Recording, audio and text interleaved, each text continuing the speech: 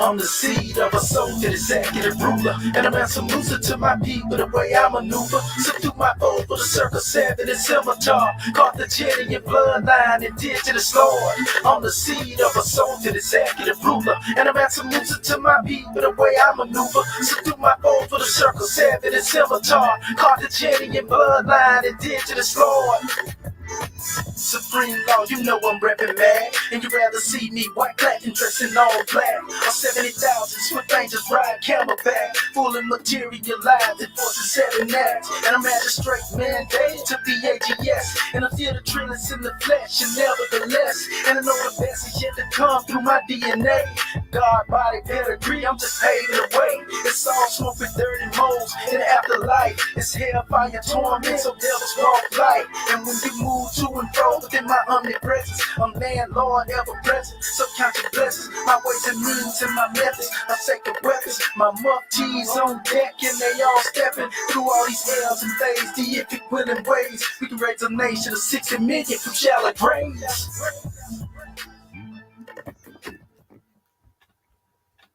Yes, sir. Yes, sir. Peace and love, family. You know, we in the building once again with this Moorish truth. And actually, this is a continuation from our measure last night. As I didn't know my slide wasn't sharing, so I ain't gonna go through the whole of the first portion. I just put all the slide in here with me demonstrating because I don't want to tear it long. But what I want to do while I'm in the process of doing this, you know, is go into my special measure. But I want to get this special link out to our family. So what I'm gonna do, I'm gonna stop sharing my screen, and after I get done, I'm gonna most definitely open up the floor for those who seek to come into this special demonstration and demonstrate their portion in regards to dealing with what was brought here. And this particular measure is dealing with the full rebuttal as I demonstrated last night, but it's going to have the presentation in the slide. That's what I'm going to be doing here, pretty much giving you the slide information. So what I want to do while I'm doing this, I would like to actually go into my channel and get this link.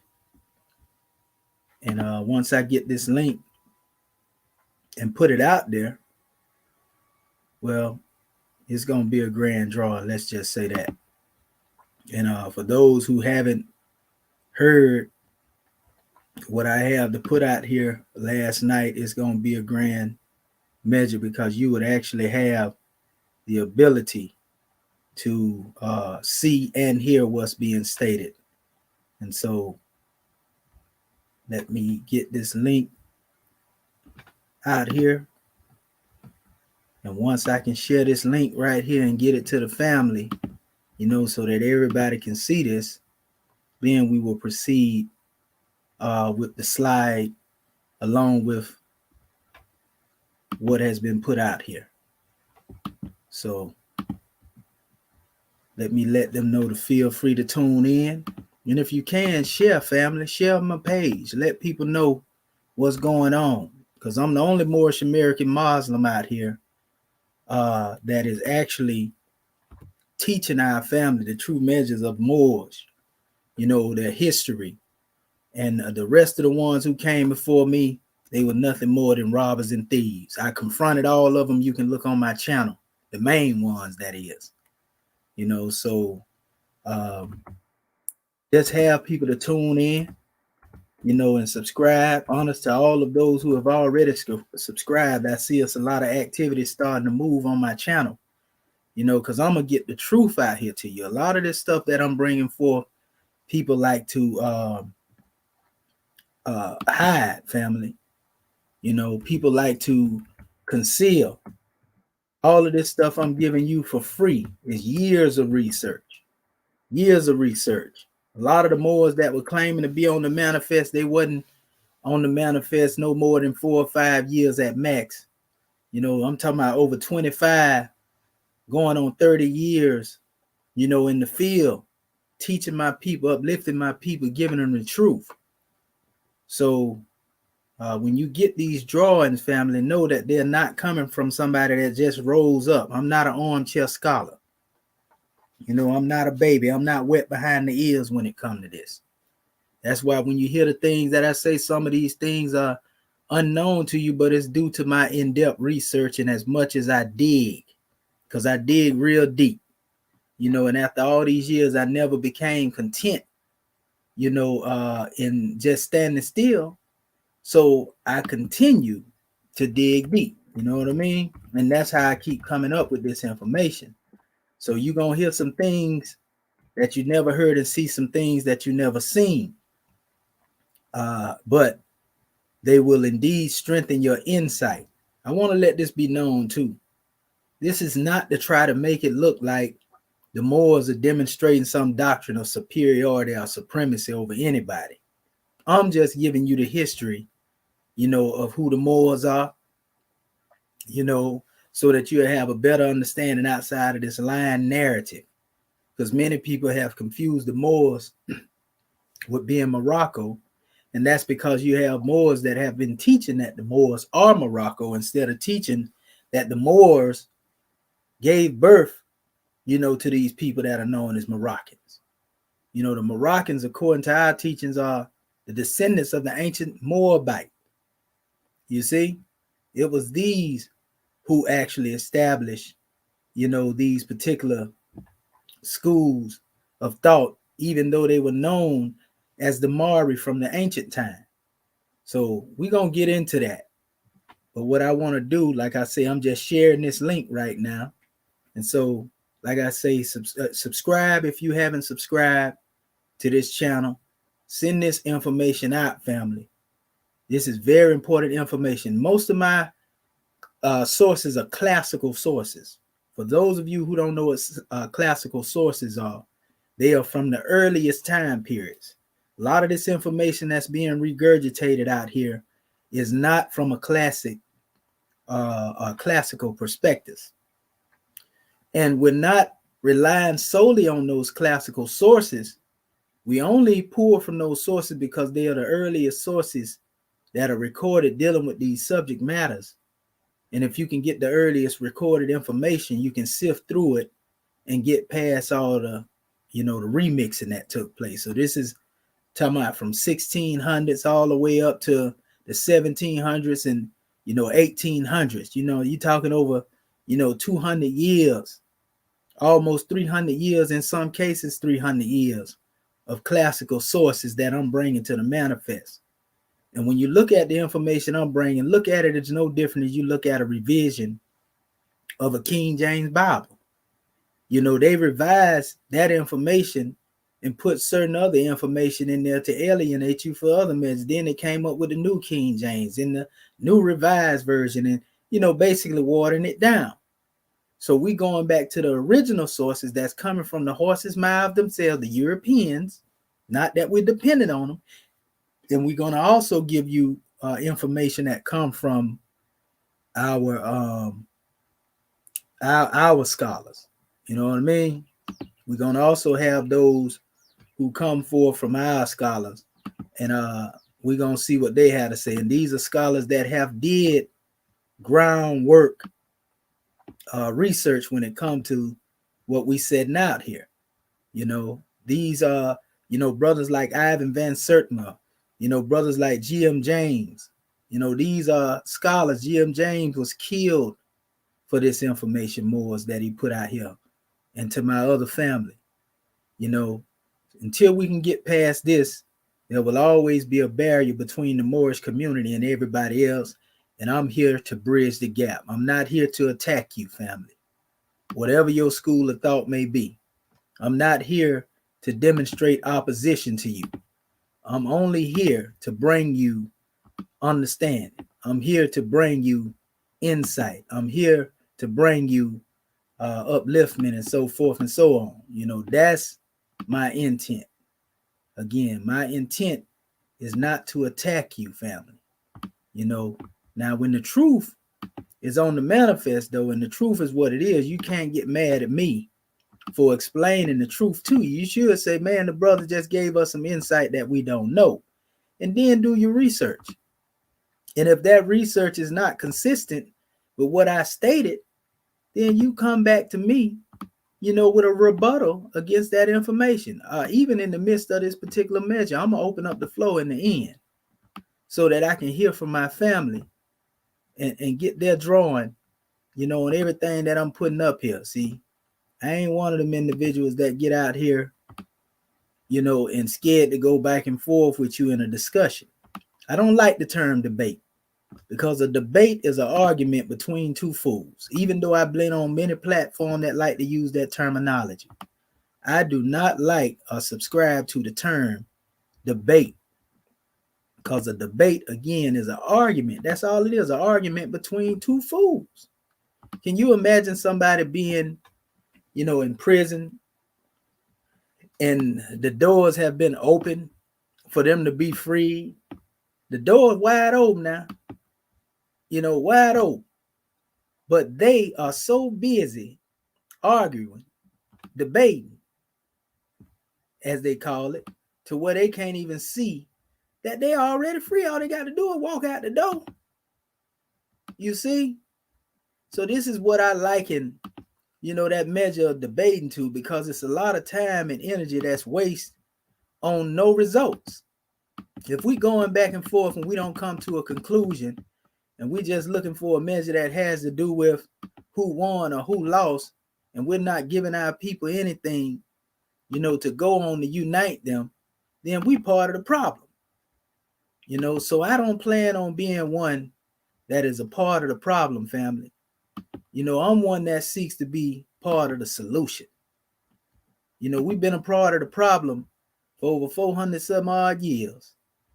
And even in the present time of thinking that we have been liberated and not knowing that we still are slaves, if we are considered somebody else's property under their laws, under their statutes, under their commandments, so to speak.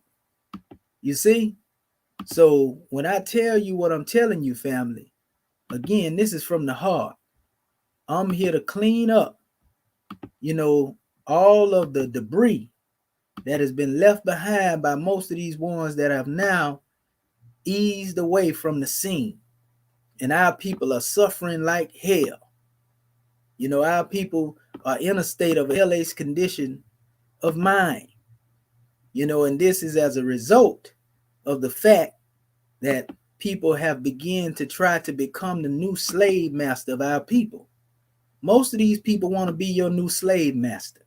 When I put this information out here, I ain't putting it out here to convert anybody. I'm not putting this out here to proselytize and bring you into my school of thought. I'm just giving you information. I'm informing you, of what the grand demonstration is. You see? So, from that special measure, all is well. But we encourage our family, those who have a heart to sympathize with the truth, those who want to know the truth, that we on the manifest to aid and assist our people, because we are indeed the return of the ancient one. We here to reach the 60 million. It's only one people that is able to make that valley of dry bones live again.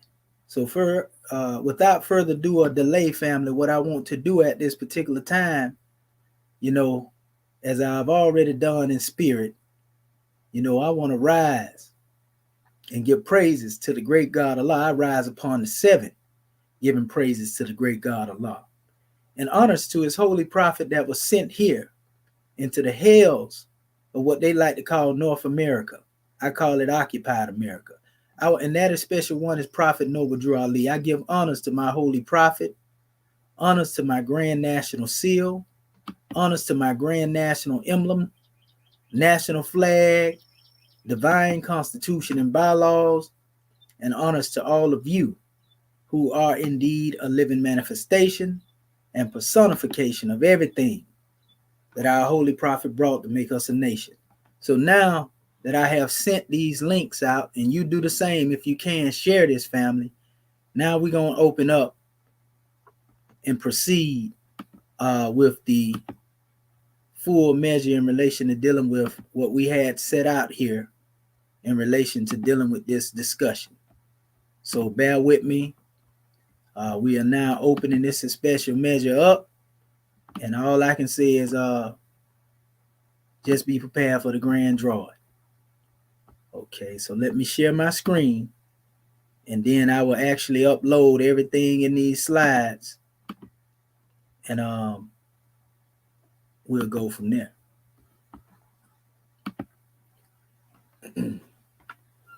And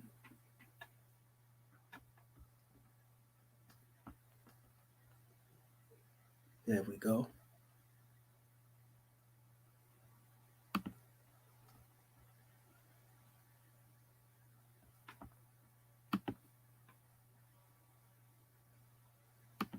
Is we finna set the record straight right now. And so let me put this information out here for all those who really want to see what this demonstration is. And we're going to go all the way back up here to where it started at, basically. And just to let you know, family, this information is being put out here at the behest of the Egyptian Adeptus Research Sultanate, which is hosted by our Moorish American government. I want to give honors to Act One, all my family, my Grand National Chairman, for inspiring us with the exhuming of a nation. We want to give honors to all the consuls and consul generals and vice consul generals, all of those who are agents of divinity, represent this Moorish measure, because we are here to bring our people the truth. We're not here to reinvent the wheel. Everything that I'm bringing here is in line with deific will. That golden cord of love which never break, that most trustworthy handhold. So, to lay a basis and a foundation, family, I created this chart, and it's been out here for years now. And Moors are already familiar with it. Say we Moors are the ancient of days, indigenous to the planet, and our sacred garden is the world. Years ago in my study and my research, a light bulb, a light switch popped on in my head, so to speak.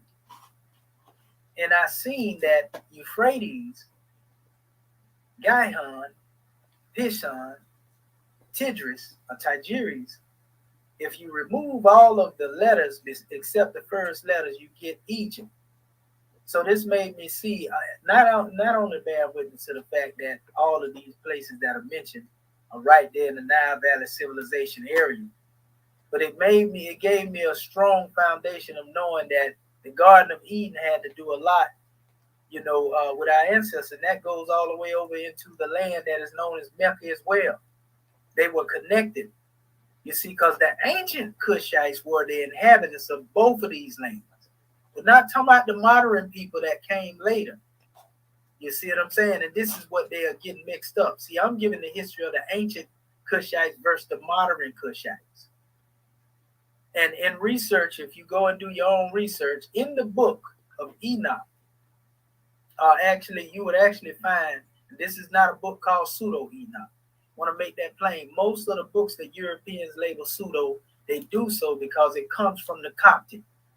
And the Coptic books were translated by our people. I got one that has the Coptic and the Greek in it hand in hand. It's the original book of Enoch. And they refer to Noah as Menachem. But if you look at the name Menachem, you see Mina and Cam. You will find that Mina and Cam actually has to do with one that he deals with progenitor, or the families of the nation. We're going to get to that as we're going through this special measure. But Mina in Kemet is synonymous with the Noah that they try to teach you about in the Bible. In other words, the Noah of the Bible, his story was brought to you, from this special one that was known as Mina, which deals with Cam, and we'll get into that in a minute. But it was him who gave birth Anakin gave birth to who they call Ham. And when you put the K on the front, sometime it's a C, it's Cam, right? All of this you have to know before we go into these measures. Now notice that I also place here the land of Ad equals Aden. Aden is the ancient name for Eden. Notice the etymological tracing that I'm demonstrating here. Ad in Arabic means the original or first people. Hence Atlantis or Adland. You see, Atlantis, right? Then you have the land of Mu. You see, Lemuria, Elmoria. Hence, then Mari, Mir, Mera, Meru, Meroi, Mor. You see, etymologically descends from the M and the R root. What you seen the brother trying to go against, and they claim that he put out there so well. I want to blow this up and make sure y'all get it. Now, we're not here to Bible thump. You know, we're only showing you the record and putting it in line with what most people are familiar with. So we know Cush was the first son of Ham or Cam, according to Genesis chapter 2, verse 8 through 15. Right? From Cush, we know Meroi descends. Big facts. All one got to go and do is look it up. These ones known in the more modern time were known as the Sabah Meroi. And so I placed here Sabah Moors, going back to the root M and R. You can look this up. It can be Googled. The Mesra, a Mesa ritual, which really comes from Mesurah, it also has to do with those who are descendants of the gods. Also, those who beget gods. You know, Mesurah in the Kemetic language. We'll get into a lot of that. M and R, right? You have Mor and Mera. All of this, you're going to see me demonstrate. These Mor and Mera, which deals with Tamari, and Mar dealing with Amen, which we pointed out before, most Moors know this. They are known as the Hikapta Moors. Hikapta is where the name Egyptus and then Egyptian actually come from. And that's why they say the Mizraim or the Mizraimites are the Egyptians. You see, Mesra is not the Kamites. The Kamites gave birth to the Mizraimites. You see? So there was a time later on in the periods where there was amalgamation that came on, and then you'll see the hues come from that dark hue, that melanated hue, and then come into some mix and a little light and a little brighter, so to speak. But we know the Moors come in many different hues, from the ripest of the right to the lightest of the light. So all is well with that. Put, that is referred to in the Piscean records of the Bible, is really known as those who came to be known as Libya. And those who are in the region of Libya, which is right next to the Nile Valley civilization, this is where the strongest migration of the Moorish root come from, through the seas of Ham. You see, they migrated. These seeds are the ones that migrated with their father into the west coast of Africa. And this is where your Numidians and all of them come from. The Mari, the Moors. You see? This is where they come from, you know, in that later stage, but still more ancient than where we at now. This is where we descend through this line, but not only them, but also the Kanana. You see, in the Kanana, which is the seed of the Canaanites, as people would call them, they are known as the Amori, the Amaru. You see, indeed, notice this one, even though in Canaan, you know, the indigenous Canaanites, they wore the Atef. That's the headdress of Asa. You see, so you can see the connections of the Canaanites to ancient Kemet. This is a Cushitic, you know, individual, so to speak. You can see the Cushitic roots from the head, you know, the way the hair is, so to speak. And we're going to show that in a minute. So the last but not least, those Amaru are known as the Muaba Moons. So it's a mixture between these two tribes here that also migrated over to the west. And you will see that it was documented in the teachings of the Amaru, the Phoenician language and all that came on to manifest through them, you will see that a word is rooted and it goes back to the same name. So here in this particular document, this is basically saying the same thing, but not pictorially. Notice it says Hamitic nations. I just showed you who the Cushite were. And it tells you that the interior knowledges of faith alone, the Corinthians, the Sumerians, Akkadians, Chaldea, Babylonians, these were known as Cushites. They had Asiatic Cushites that were, they said, expelled from Chaldea by the Semitic invasions and all of that, right? But then they had the African Cushites. These were actually the original Cushites. Because remember, from Cush, this Cush here, came Sabah. Sabah was the first son of Cush. Then Havilah, which is another name for the Garden of Eden, which is another name for the Middle East. Then you had Sapta, Sapteka, and Ra'ama, you see, which actually can take you back to Ra'amin or Amin Ra, if you really want to go into the essence of it. So this is the Ethiopian Cushites who were the original inhabitants. You see that spread abroad, or whatever, the ancient ones, not the ones that were known as the Naka. The Naka is not that old, and that's what I was trying to tell that brother. So then you had Mizraim, which was the other son we mentioned.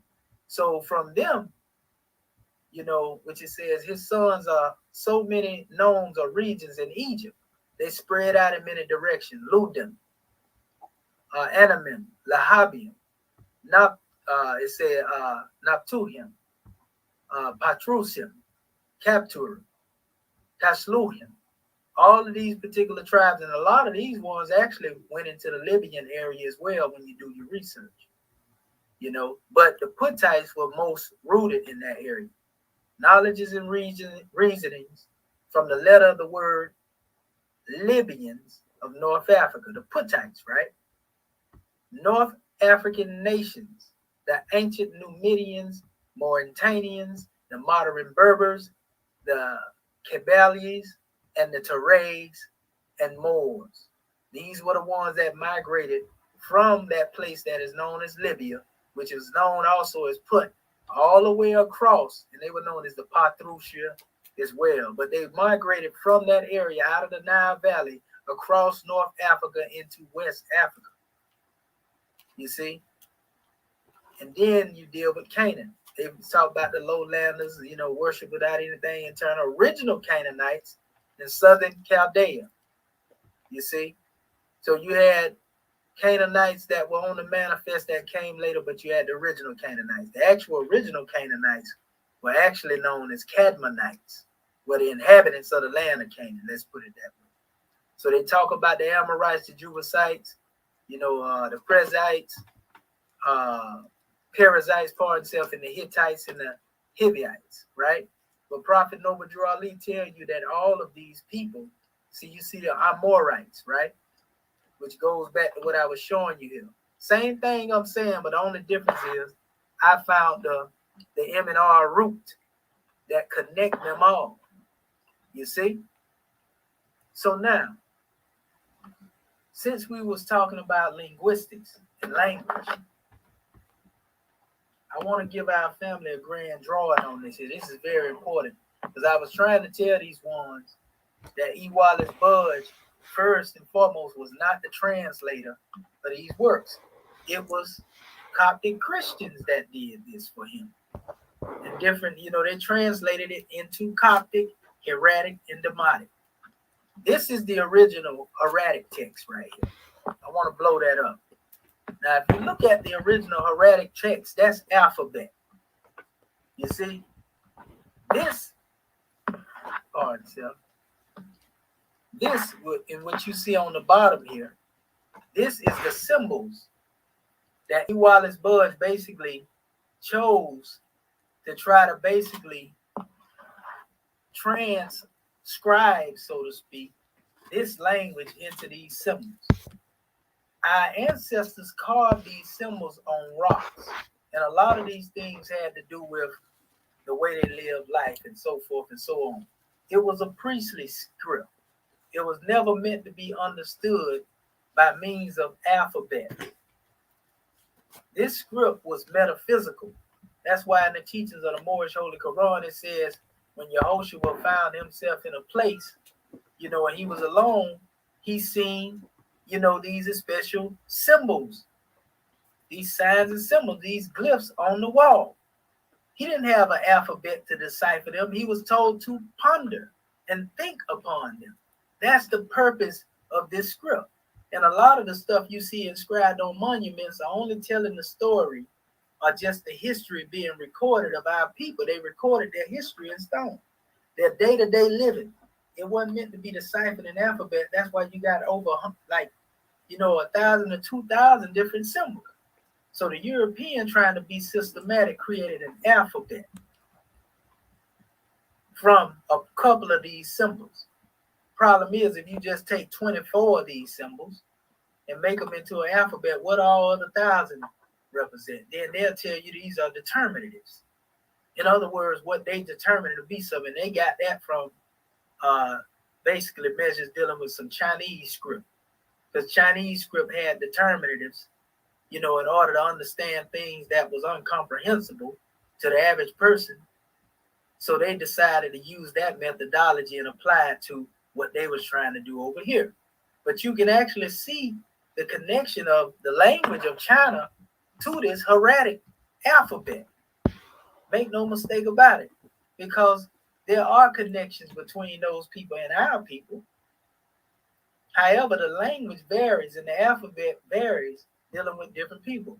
Certain languages the same, only difference is they may flip a letter, counter-cornered, or they might flip it all the way upside down. And this is how they changed and made distinctions between their language and other people's languages. That's how languages are adopted. But nevertheless, if you notice how imperfect this script is.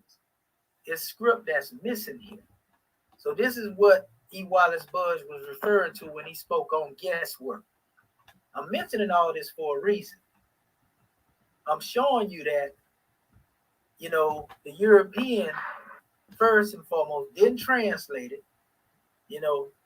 He had somebody else do it, and everything that he dealt with, he tell you that it was not perfect. In fact, he didn't even intend for this to become a dictionary that people would become dependent on, but they would see these things and begin to do their own work and produce their own dictionary, which is what I'm getting ready to do. See, these ones are so dependent upon European scholarship, they don't want to hear that these things were translated, into the hieratic, demotic, and the Coptic, and hid up under them symbols that E. Wallace Budge them pretty much put in order and made their alphabet and called it hieroglyphics. When in all actuality, like I say, the symbols our ancestors wrote, they were meant to be understood metaphysically. They are not alphabets. These symbols represent things. That's why if you look at it, you see, a man here, you see a bird there. In fact, the way that they talk about determinatives, that's the way they should be interpreting, the glyphs as things and not alphabets and letters. These, again, are the alphabets and letters family. So if you look at all these spots where, in the imperfect papyrus, and then you look at how everything is perfect here, that means that E. Wallace Budge had to fill in certain things in order to bring about trying to give you something. He'll tell you he did. So listen to what he said. He said the professional copyists of the Book of the Dead and the monastic scribes who laboriously transcribed Coptic, Syriac, Arabic, and Ethiopic texts in Egypt, Ethiopia, and Syria made many mistakes, misspelled the words of the archetypes in their copies, omitted whole lines, and made nonsense of many passages. How you gonna tell them that they made nonsense of a language that they come up around? This is the arrogance of the European. By omitting parts, words, and mixing together remaining parts. It seems to me obvious from these facts that everyone who undertakes a long and very tedious work, like the making of an Egyptian dictionary, must be guilty of the perpetration of mistakes, blunders, and errors in his copying, however careful he may be. In my work, there will be found inconsistencies, misunderstandings, and misprints, and probably downright misstatements. This is E. Wallace Bud saying this about his works. But they trying to defend him when he wasn't trying to defend himself. Notwithstanding such defects, I hope and believe that this dictionary will be useful. And he's saying basically to the one that's seriously researching and trying to put their dictionary together.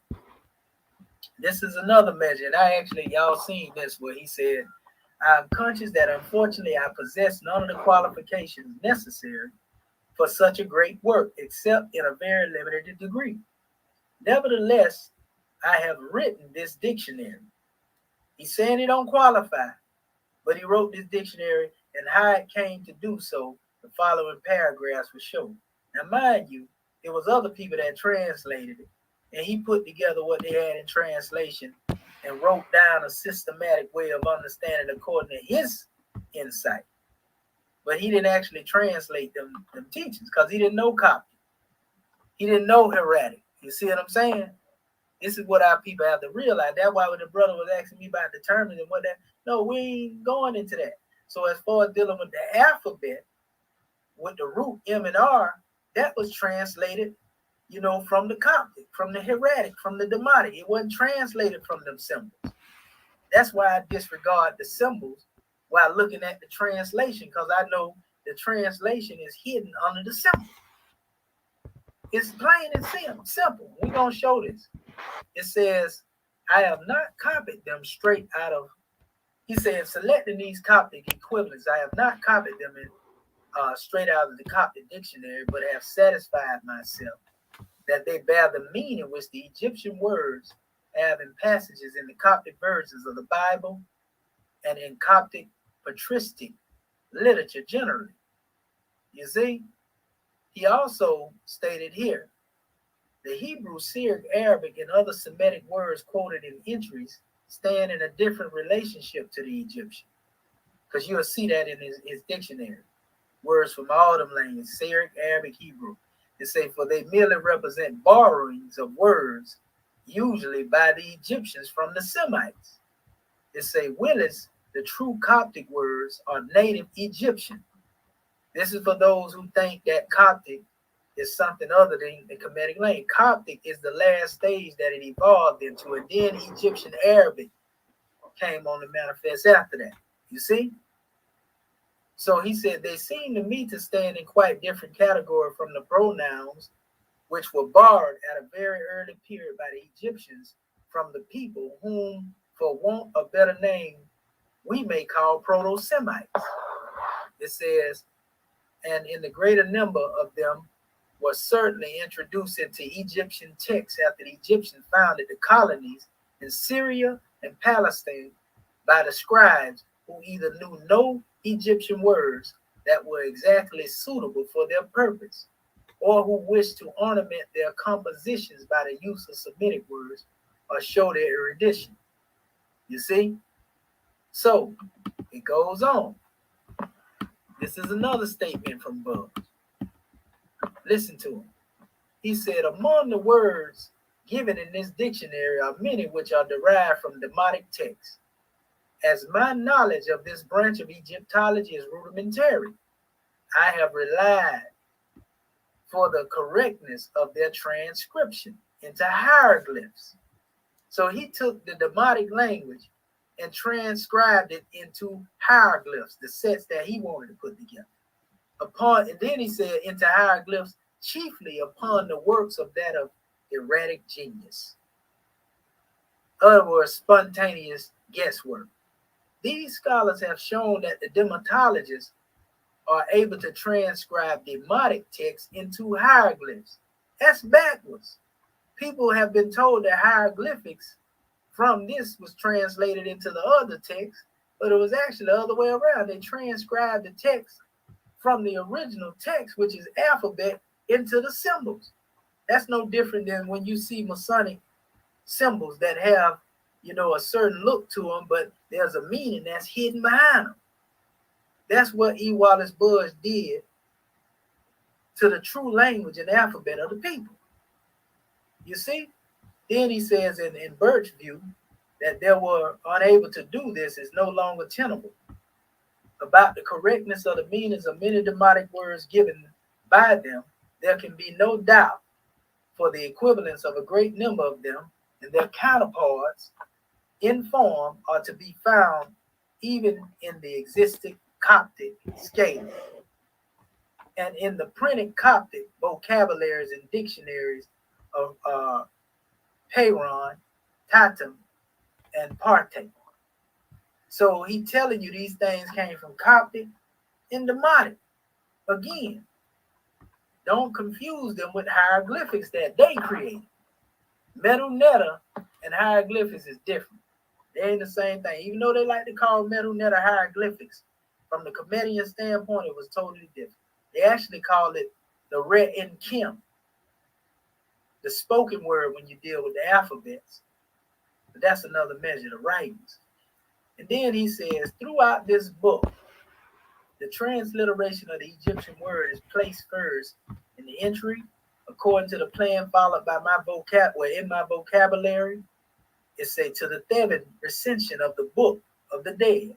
Then follows the Egyptian word in hieroglyphs, frequently with a reference. It say to the text where it is found, and then the meaning. Now the exact meaning of many words is unknown. Here you go again, and can only be guessed at by the context. In some cases, the context makes the meaning of an unknown word comparatively certain, but in others, especially where no probable Coptic equivalent is forthcoming, it does not. And then any meaning suggested is little else than the result of guesswork. In many cases, then the English words that are set down as translations of rare and difficult Egyptian words must only be regarded as suggestions as to the probable meanings. So these are all suggested words. Now, what we were able to do is trace the etymological root of these words back to certain words that were transcribed by these Coptic people. So we can see the accuracy of some of the translation, but E. Wallace Budge took credit for their work of translating. You've seen the movies like Raiders of the Lost Ark and Indiana Jones. This was based off of basically the same type of stuff they demonstrate. You go in there and steal ancient relics. Read the history of E. Wallace Budge. He went into Egypt and he actually stole papyri, wrapped it up in newspaper and ran out with it. He was caught in the modern time, they'd have chopped his hands off. It was even said in certain teachings or certain histories that some of the people that actually recorded translated, these measures in the Coptic were actually killed to make it secret, because they were dealing with competition on who could translate first from the Rosetta Stone at one time, when Champollion first came forth, because he didn't have a complete work that he brought forth. You see what I'm saying? So he said, this especially is the case with the certain words in the pyramid text. The meaning of some of them is tolerably clear from the determinatives that they created, but there are a considerable number of words in these difficult documents for which no one has so far proposed meanings that may be considered correct. The spells and magical formulae which abound in these texts are not only difficult to translate because of the words of unknown meaning in them, but also because it is not always clear where one word ends and the next begins. Even Maspero found himself unable to translate whole sentences and passages in them, as none of the translations of the promised by German scholars has yet appeared. It seems as though the difficulties which they belittled in describing Maspero's edition of the pyramid text have vanquished them. See, there was competition between those who were in Germany, Britain, and the United States to see who would be the first ones to translate, these special works. That's what our family don't know, you know. And so I wanted to share all of that with you, you know, and I bring you back here, for example, like I was telling you about dealing with Kim and Menachem. This is one way of dealing with showing the identity of a word. Now, this is Coptic, you know, which is also spelled M. Menachem. Let me blow that up. Menachem is from a Coptic root, Menakham, which is also spelled Khem, pardon self, you know, Menachem. Now, notice that this word Menachem is a combination of Kim and Menu. Notice it's a god of procreation and generative power. Now, when you go into the narrative that they tried to demonstrate in the Piscean records, isn't that what they tried to say that Noah was? They didn't use the term God, but you can see the connection of one who is a progenitor, one who is trying to bring a people into the manifest. You see, and there are those who will go in opposition to the concept, and they say, well, there was no flood and so forth and so on. Now, I would say there was no flood, you know, in the sense that people think. But yes, there was a flood that all of the world recorded. There's a flood of the Nile that's mentioned in the Piscean records and the teachings of ancient Kemet. That's the inundation time. The Nile rises, that's a flood. Now, this world flood demonstration, you know, this is how we deal with information too, family. We don't just get information and go by that information, run on it just because we get it. I have a lot of classical sources to back up this stuff. Before I was born, before a lot of us were born, 200 years old.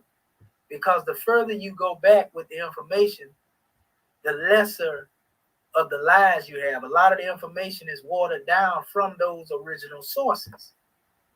So the original sources will tell you that our people was the original people. To give you the original definition of what more is, we're going to show you that. I'm talking about dictionaries from the 1600s.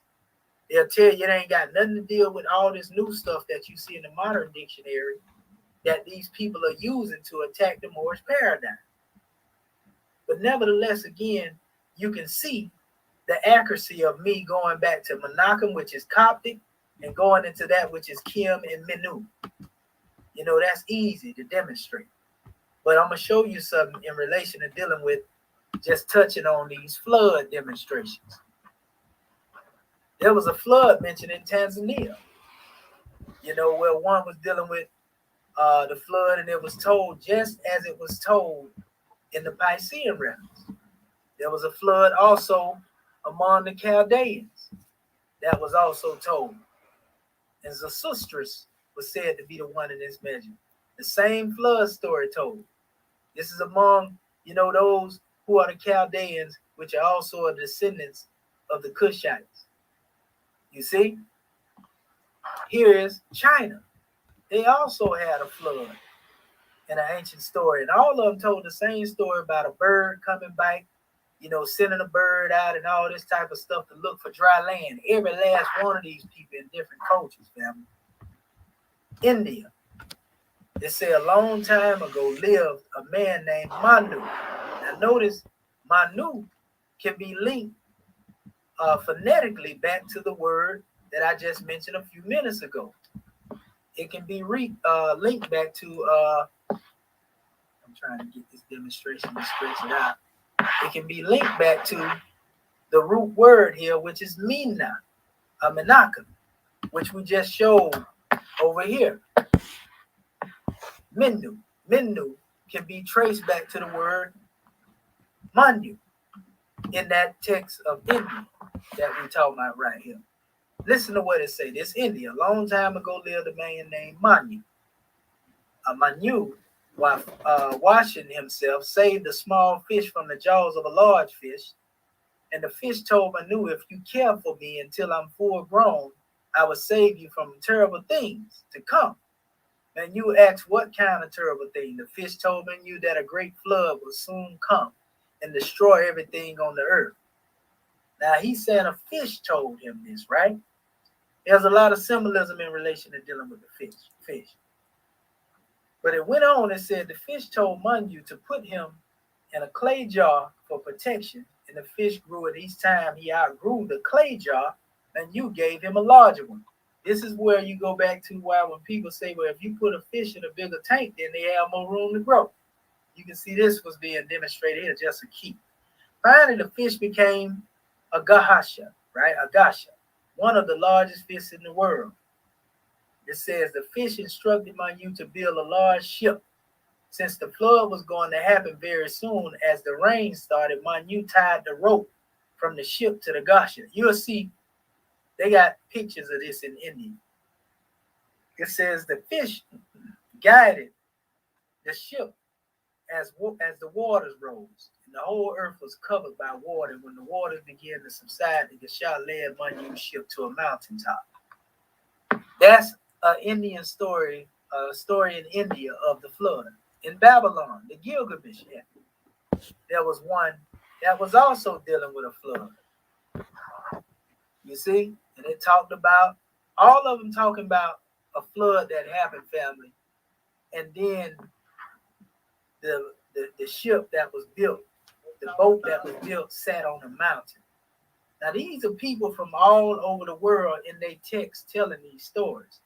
So me coming from an Islamic standpoint, I was always taught that when it comes down to dealing with these types of things, you deal with sound information by gathering information from the many different sources. And so if everybody is saying the same thing, we want to get into some methodology on breaking this down. If we dealing with a scene of a crime and everybody describe it to the T and point it out and put you on the scene of the crime, in most cases, you're going to be found guilty. So I'm showing that from all of these people from different parts of the culture saying the same story, same thing, there has to be some credence to that as special measure. You see? But it goes deeper than that. So now we come to the word Menu. It says an Ethiopic god of generation, right? That's one of the god of the fifth month. Menu. It says in the Nasasin stele, a quay, a harbor, which has to do with where ships go. Mina, meaning harbor, a heaven. Also, people don't know that the word Mina or Minoa, or the word Nuak, which is going also into dealing with Noah, as actually has to do with means to rest. So a harbor is a place of rest, or a haven as well. Menuat, harbor, haven. Minatu, arrival in port. What am I showing you right now? Why is all this necessary? I'm showing you how you trace back words through etymology, family. We ain't worried about all these symbols that they got going on up in here, because we already know. I just explained what's going on with that. You have one known as Menu Amen, a dual god of generation. Menu Menua, a title of Menu, Menua. You see? Notice all of these are dealing with, and even here, Minatu, which means arrival at a port. Notice the Coptic is present here. Notice they putting all these things in here, letting you know that they transliterated that, from the Coptic, as I stated earlier. Now, being that I just gave those measures on etymology, and showing you how words can be linked back and showing you how things can be put together, I'm going to read this definition again. It states, the full definition of etymology. It says the history of linguistic forms such as words shown by tracing its development since its early recorded occurrence in the language where it is found by tracing its transmission from one language to another, by analyzing it into its component parts, by identifying its cognates, it says in other languages, or by tracing it and its cognates to a common ancestral form in ancestral language. That's what you see me doing. I'm showing you the earliest recorded development of the root of M and R. I'm showing you how it can be traced from culture to culture across, these different land barriers. But you've seen them give credit, from that aspect of saying, yeah, the brother demonstrated some grand etymology. I'm going to show you how Grand, I get with this etymology and showing you stuff when it comes to the roots, though. If you pay attention, this is Alsar. The root to Alsar is ASR, right? The derivative comes into Alsar, how we pronounce it when you put the vowels in it. Sometimes it's just ASAR, but it's AUSRAR, right? But the root is Alsar, right? There's another root that also refers to the same deity, Usir, and the derivative goes into Usir, which is ancient Egyptian official, right? Then it says Arabic root wazir. Now the Arabic root wazir derived from these particular words that I mentioned a few minutes ago. See, the root is W, Z, and R. So the U and W is interchangeable in the language. And the derivative is wazir, and wazir often refers to wazir, which is also vizier in the English, which is a high-ranking political advisor or minister. See, this is how you demonstrate real etymology. I'm showing you how it traced from the Kemetic roots all the way into the Arabic, and then it comes into how they use the term in the English language. So when you hear of a grand wazir or grand vizier, that actually go back to Alsar. Notice it's an Egyptian official. Notice it's a high-ranking and political advisor or minister. But it gets deeper.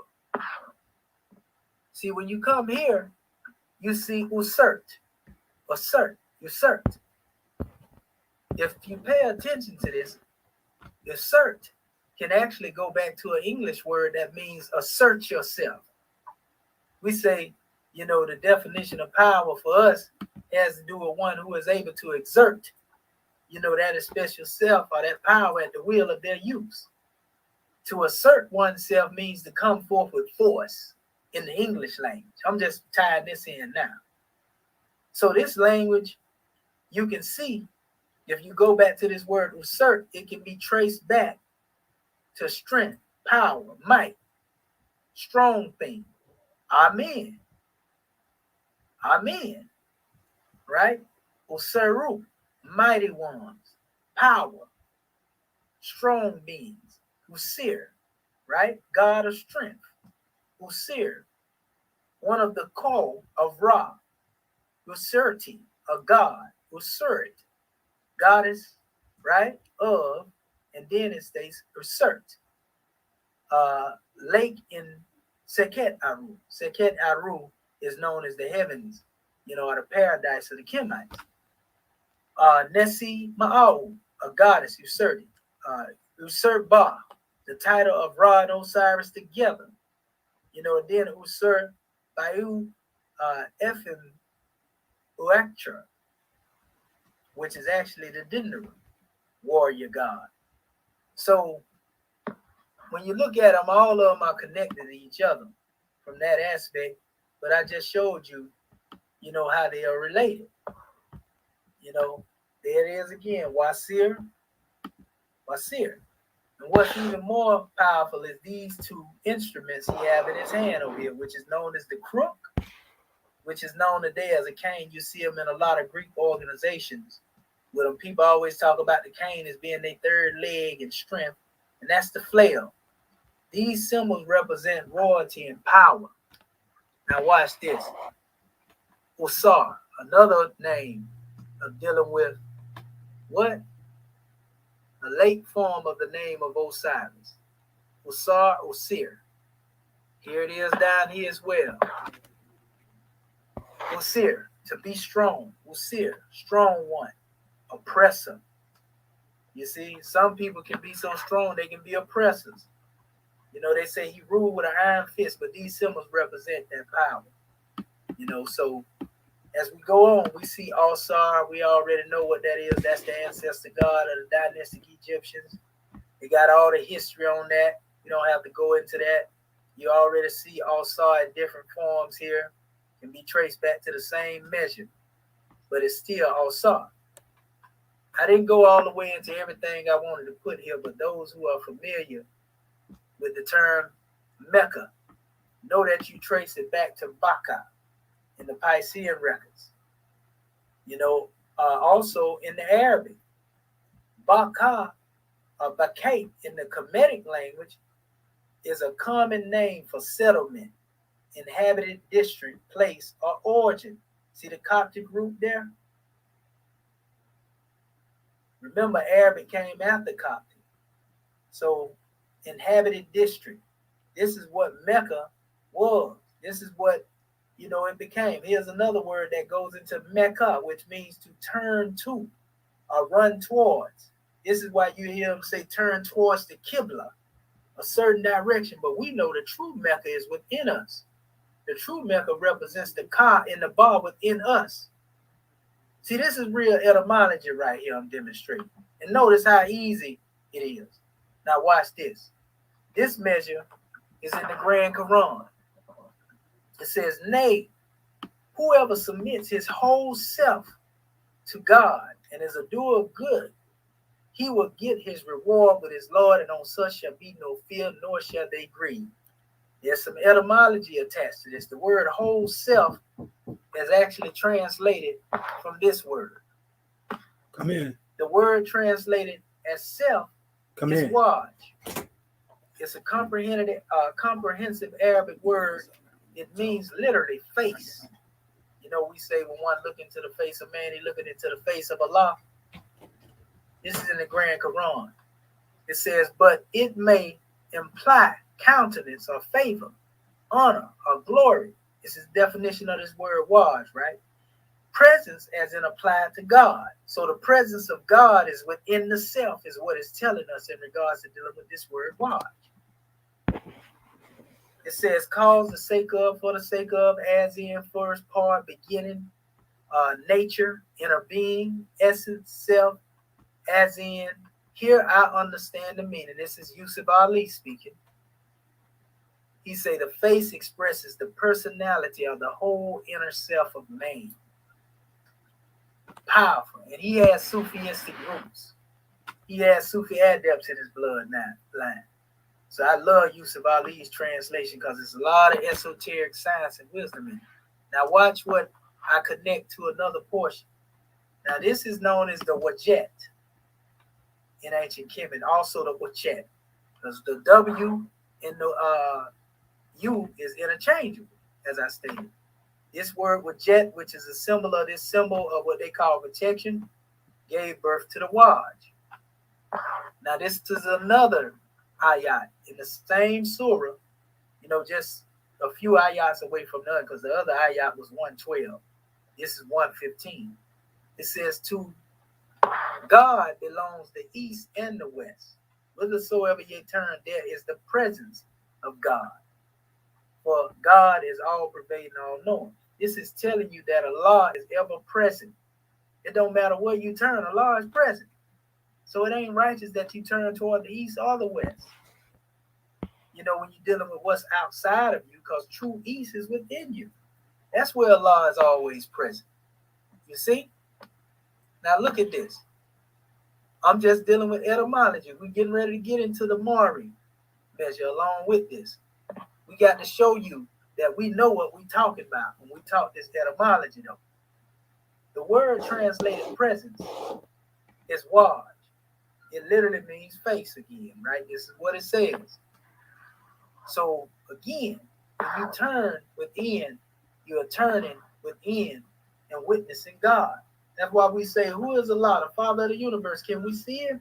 No. Where's the nearest place we can meet him? In the heart. It's not talking about the blood pumping organ. It's speaking of the conscious seat of our divinity.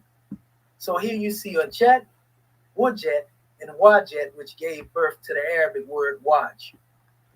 This is how you demonstrate etymology. See ujet? Ujet is the eye of Heru or Horus. Ra, the amulet, the solar eye, which gives the wearer strength. You see, ujet, a name. It's a name of the heaven or the sky. The eye of Heru, Horus, Ra. The right eye of the sky god, the sun. The left eye of the sky god, the moon, Uchati. You see? The two eyes of the sky god, the sun and the moon. So what we find out here, family, when you hear about the eye of providence or the all-seeing eye of God, that's where this comes from. But it has to do with the presence of God within you. See how etymology through that line I'm tracing this back? They wasn't doing that last night, family. You know, even with this one, this is supposed to be a depiction of the brother Joseph. The root of his name is supposed to be Asaph. You see, that's Aseph. Joseph and Asaph is supposed to be the same. You can see it in the root. Zephanath. Zephanath goes back to the Seth in Joseph. You know, we'll get into that later. That's a whole nother measure. But he was given into marriage with the daughter of the priest of Anu, which is on here that they're using here, right? That's another etymological measure being demonstrated. Genesis 41, verse 45. I'm showing you sources. Like I say, I had so much in here, I wasn't able to get to it. And I'm just demonstrating, you know, the similarities in etymology to show you I know what I'm talking about at this time. Now here, this was a measure that E. Wallace Budge mentioned, and we want to emphasize this for a reason. It says, in transliterations of the Egyptian words, in this dictionary, I have followed the orders of the letters of the Egyptian words, but I cannot think that these transliterations always represent the true pronunciation of the words, right? But he went down here and he said, I have added the letter E, not because I think it represents the vowel which the Egyptian used in these places, but merely to make the words pronounceable. That's why you might see an E in certain measures, or O or U in certain measures, because he was guessing. It's saying, therefore, easy to remember. Then he said, thus the word, and he gave them symbols, is translated heads by me. But the Coptic equivalent shows that the vowel sound between the two consonants was not an E, but something like O.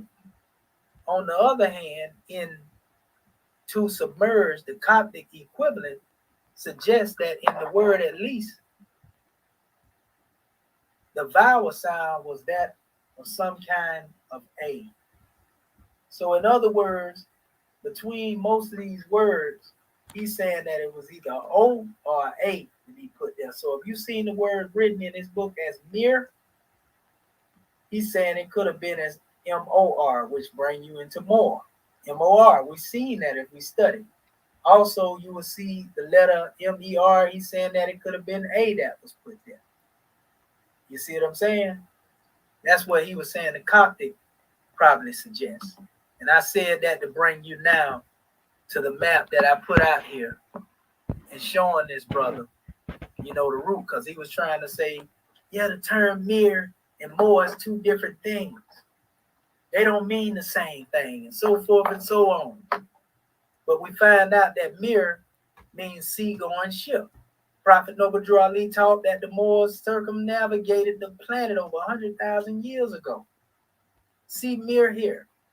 Look at it. It means a collection of water, lake, pool, cistern, reservoir, basin, canal, inundation, flood, stream, right? Mir. This is dealing with the ship part. But they want you to think that this is all the word mir dealt with. Swampy land. That has to do with, you know, something like the Nile, you know, the silk that's there. Mir, libation tank, mir, the bastion of a harbor, port, quarry, a harbor. You see mera, which is flood, bodily excretion. It can be flood or bodily excretion, mera, which produce people, mera, right? Merit, celestial lake, heaven, or sky. So they're talking about a celestial heaven, right? Then you have merit, which is really Mariotis. If you look at it, that's M-A-R-E. Mariotis is still referring to, you know, the lake, you know, that's mentioned. So look at it here. You have the Mari Arabica, right? Make sure you see this here. This is on the map.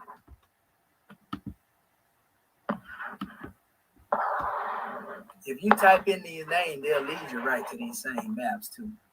Then you had the Mari Zagura Arin, right? Now this particular measure here, I'm surprised they didn't try to say that's the Naga. You know, because they really be reaching with that demonstration. So I'm showing you what the water is in relation to the glyph right now. Then they had the Mari Yemi, which we know that's a place in that. Then you got the Mari Congo right here. So the waters have always been referred to that was surrounding that land in Africa as the Mari.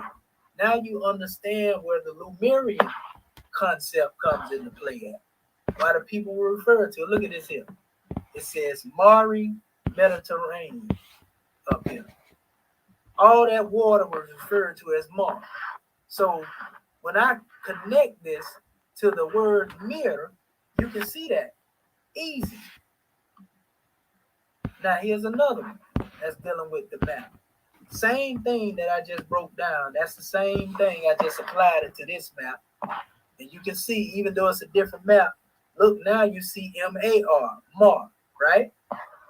You see here, M-A-R-E, Mari River, right?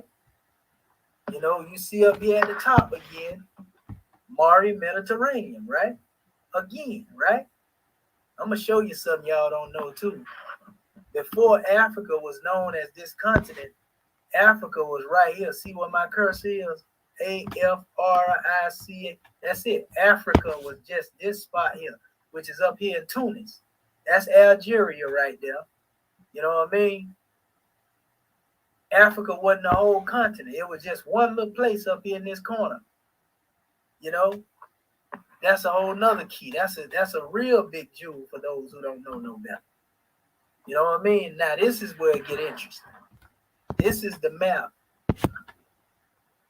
of Atlantis. You see? Now look at not Atlantis, but Lemuria part itself. Look at this. Notice that it shows you that we already talked about all the land around here. This is what I didn't get to show y'all last night. Look what it says, Lemuria. And it's showing it over here in the same area. See it, Lemuria here coming off from the Horn of Africa right there. Let me blow that up so you can see it. Paradise.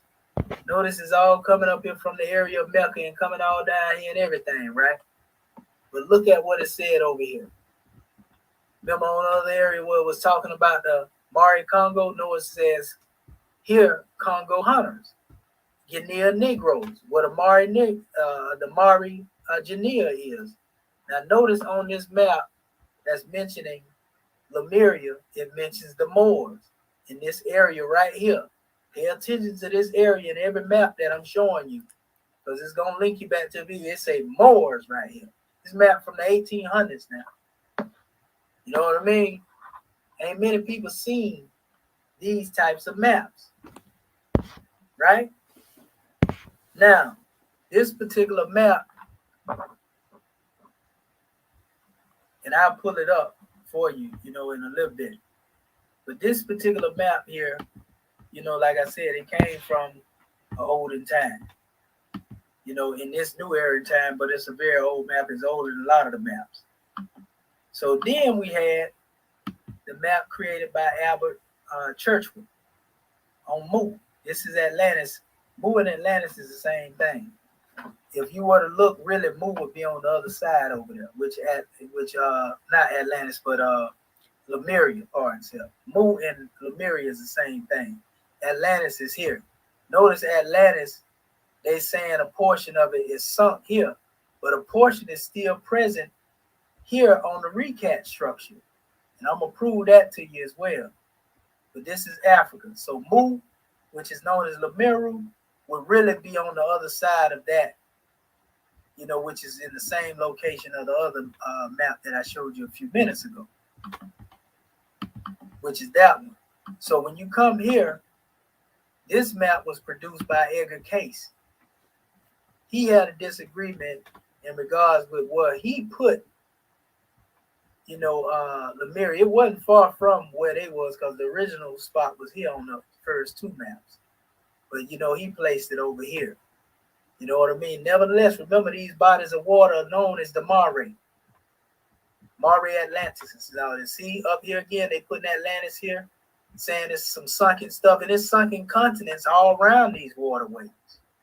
That's why everybody's saying, well, this is Atlantis over here, this is Lemuria over there. You know, but right here, remember, this is what a Moor is at. This is what a Mari is. You see what I'm saying? The recap structure. This is what Ibero-Mauritian was found. In this same area over here. That's what I'm finna show to you. Now, this is the other map on Atlantis. This map was actually created by William Scott Elliott in the story of Atlantis. You see? Lemuria. See that right there? Look at the top. Lemuria at a later period. So it wasn't uncommon for these maps to be out there. You see the M and R root present right there. You see, I was able to bring this up, but I wasn't able to go no further than pretty much these areas in that particular drone. So right here, here's a measure that is found in what they would like to call a translation. And it was dealing with the idea of divine providence. It says, the governor of the city, be not hard-hearted on the account of thy advancement, because thou hast only become the guardian of the provisions of God. Now, this reminds me of the measure that we demonstrated Moors when we talk about magistrate and subject, when we say, you know, these ensigns were not given for ourselves. You see what I'm saying? But they were given to us basically to be able to learn how to be executive rulers, govern our people, and so forth and so on, to paraphrase. But notice it used the word mirror for guardian here. See what I'm saying? That would be a person that is the guardian of the provisions of God. Prophet Noble Drew Ali was the guardian of the provisions of the great God Allah when it comes to the Moors. Our Grand National Chairman, number one offender, Swift Angel number one, is also a guardian. We are all vanguards if we stand in defense of what's being taught, but this is still referring to a person without a determinative of a man being there. You see? People talk about guardian angels, but guardian angels manifest in people. An angel is a thought of Allah manifested in the flesh. But the word mirror is still used to represent that. Now, here's another measure coming from the book Eden in Egypt. And in this particular work, it speaks of an example of the original Egyptian origins of this text, and the term being used for the lights, which is mare, you know, which was derived from the Egyptian mare, the meaning of brilliance. And since the Egyptian version of the word clearly refers to the sun, you see, it would seem likely that the Hebrew word moed, to say for season, was derived from the movements of the same sun, or the final word in this verse is shane, meaning year, right? This is the word mare, meaning brilliance or light and sun. I'm showing you that this mare here is in reference to the sun because Amun-Ra was said to be the sun god, representation of the sun. You see, in this particular book, they tell you, they say, and this gonna reiterate what I said above. So it should be pointed out from the very start of this exercise that the vast majority of the Hebrew words from the Torah's account of the Old Testament are actually taken directly from Egyptian equivalents, and thus they translate directly and surprisingly precisely into the Hebrew. This does mean, however, that if the text of the book of Genesis can be analyzed and understood from its original Egyptian perspective, we may still see and read the underlying Egyptian message, right? Then it goes on to say, while we have continually stressed the Egyptian content of the Bible in previous works, I was still rather surprised to find that the Old Testament was itself originally written in the ancient Egyptian language.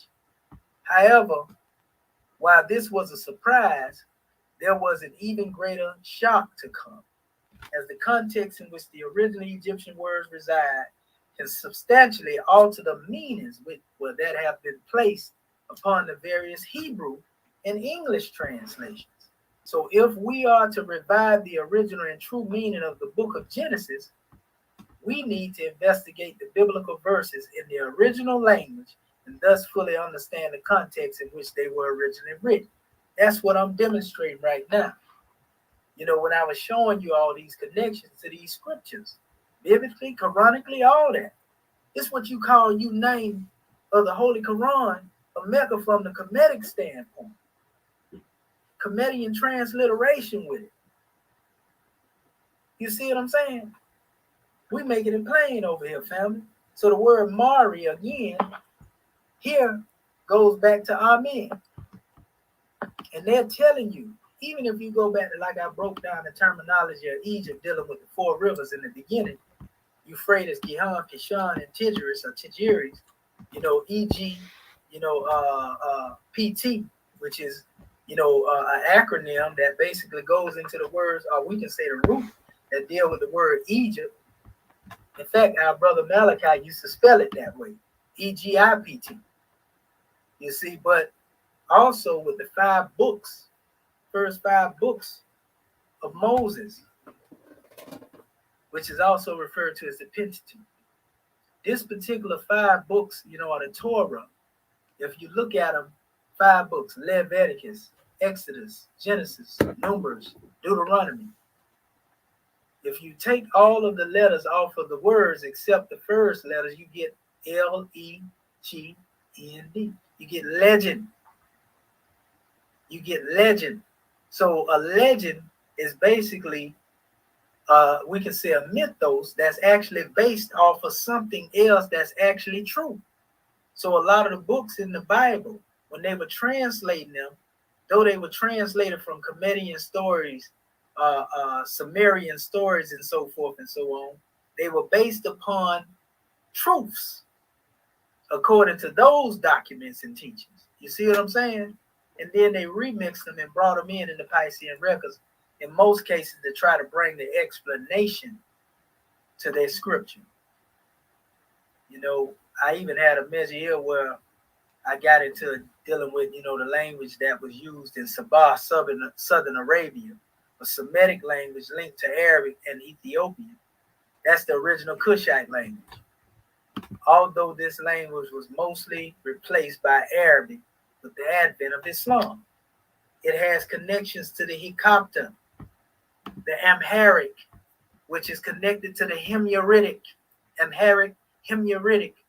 All this goes into the Cushitic language, which was also taken by those Puttites or the Libyans all the way across North Africa, and later on evolved into the Tafnic script that I was pointing out to the brother. See, we know what we're talking about. Let us continue on.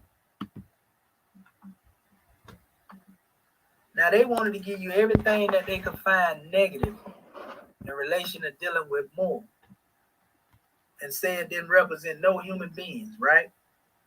But you can see, here's a positive measure: protecting spirit, merit, goddess of the unidation.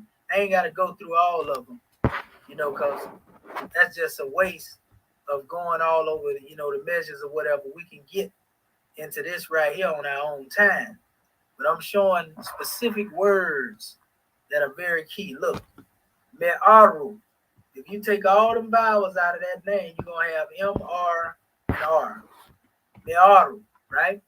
Now look at the definition of Me'aru, right?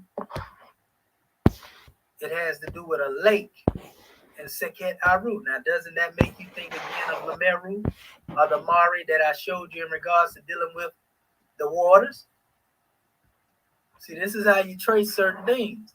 Now, they took what I like to call selective research and tried to show you the most negative things. So I'm going to show you all the positive things in relation to dealing with these things. Merid Matu, right? The lake of the gods of truth.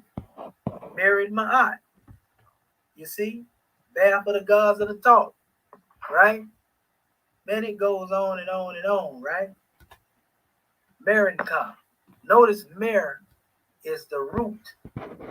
Mer is before all of these words that's being Merinetta, lake of the god. Again, we see how it's closely related to the sea. Oh, this is deep here though. Remember we talked about the prophet navigating over 100,000 years ago? Merhe, lake of 100,000 years, right? Merhotep, lake in Sekhet Aru, again the heavens, of the Comedians. Mir Karu, a lake of the hero. So we see there's a close connection between these special men, right?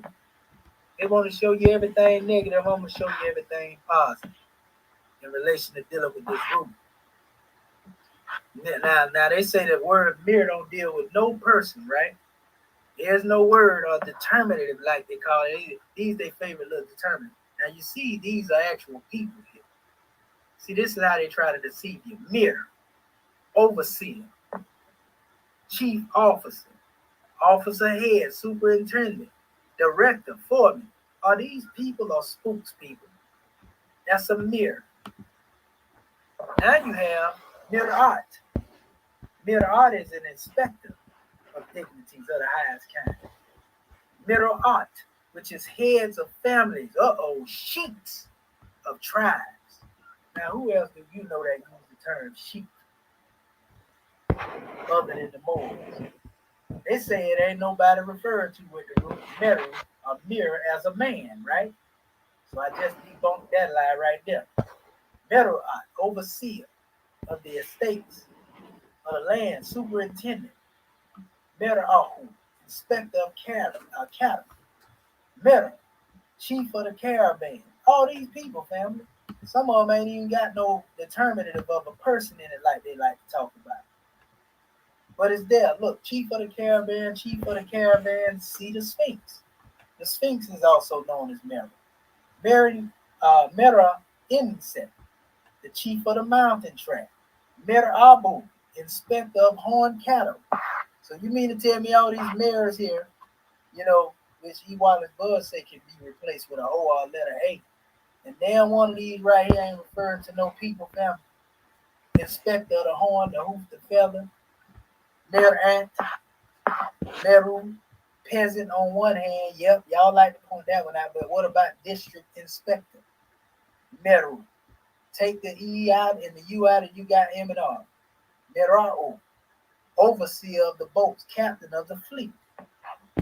So there's more dealing with these seven seas and, doing a lot of circumnavigation has a lot to do with that word more, don't it? Look at what it says here. Meruna, which is a kind of priest. That's a person. Priests are people. I forgot to mention this one too. Mir Meru, which is a plain, a mountain, or a desert. That's a place. Don't play with me. Look at this. I told you. We're going to put it out there. They skipped over all this, family, to try to prove a point. That's a lot of hatred and selective research. You're going to take particular portions to fool the people and make them think something because you hate the Moors that bad. But we're going to put that to sleep today. Chief of the house, Mepur, steward, Mepur or chief, Mepur noon, overseer. So the main root of the word of Moor is being an overseer.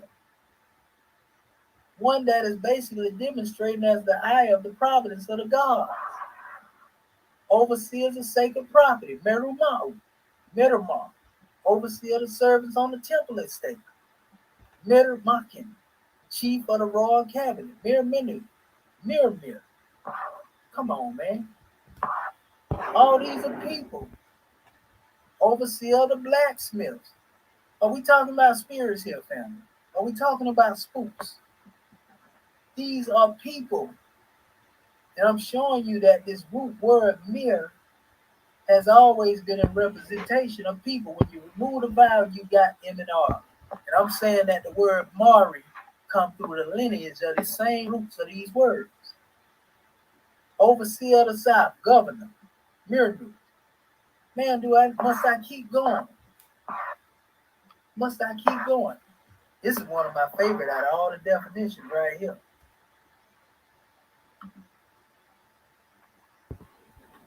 Mir Katim, because this word Katim is what gave birth to the word Khatam, or Khatma.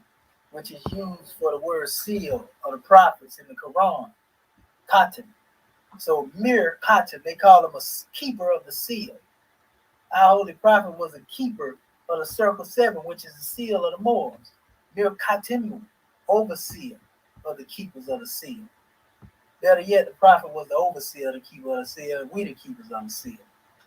You know, that's how I would see it. Look at all of this here.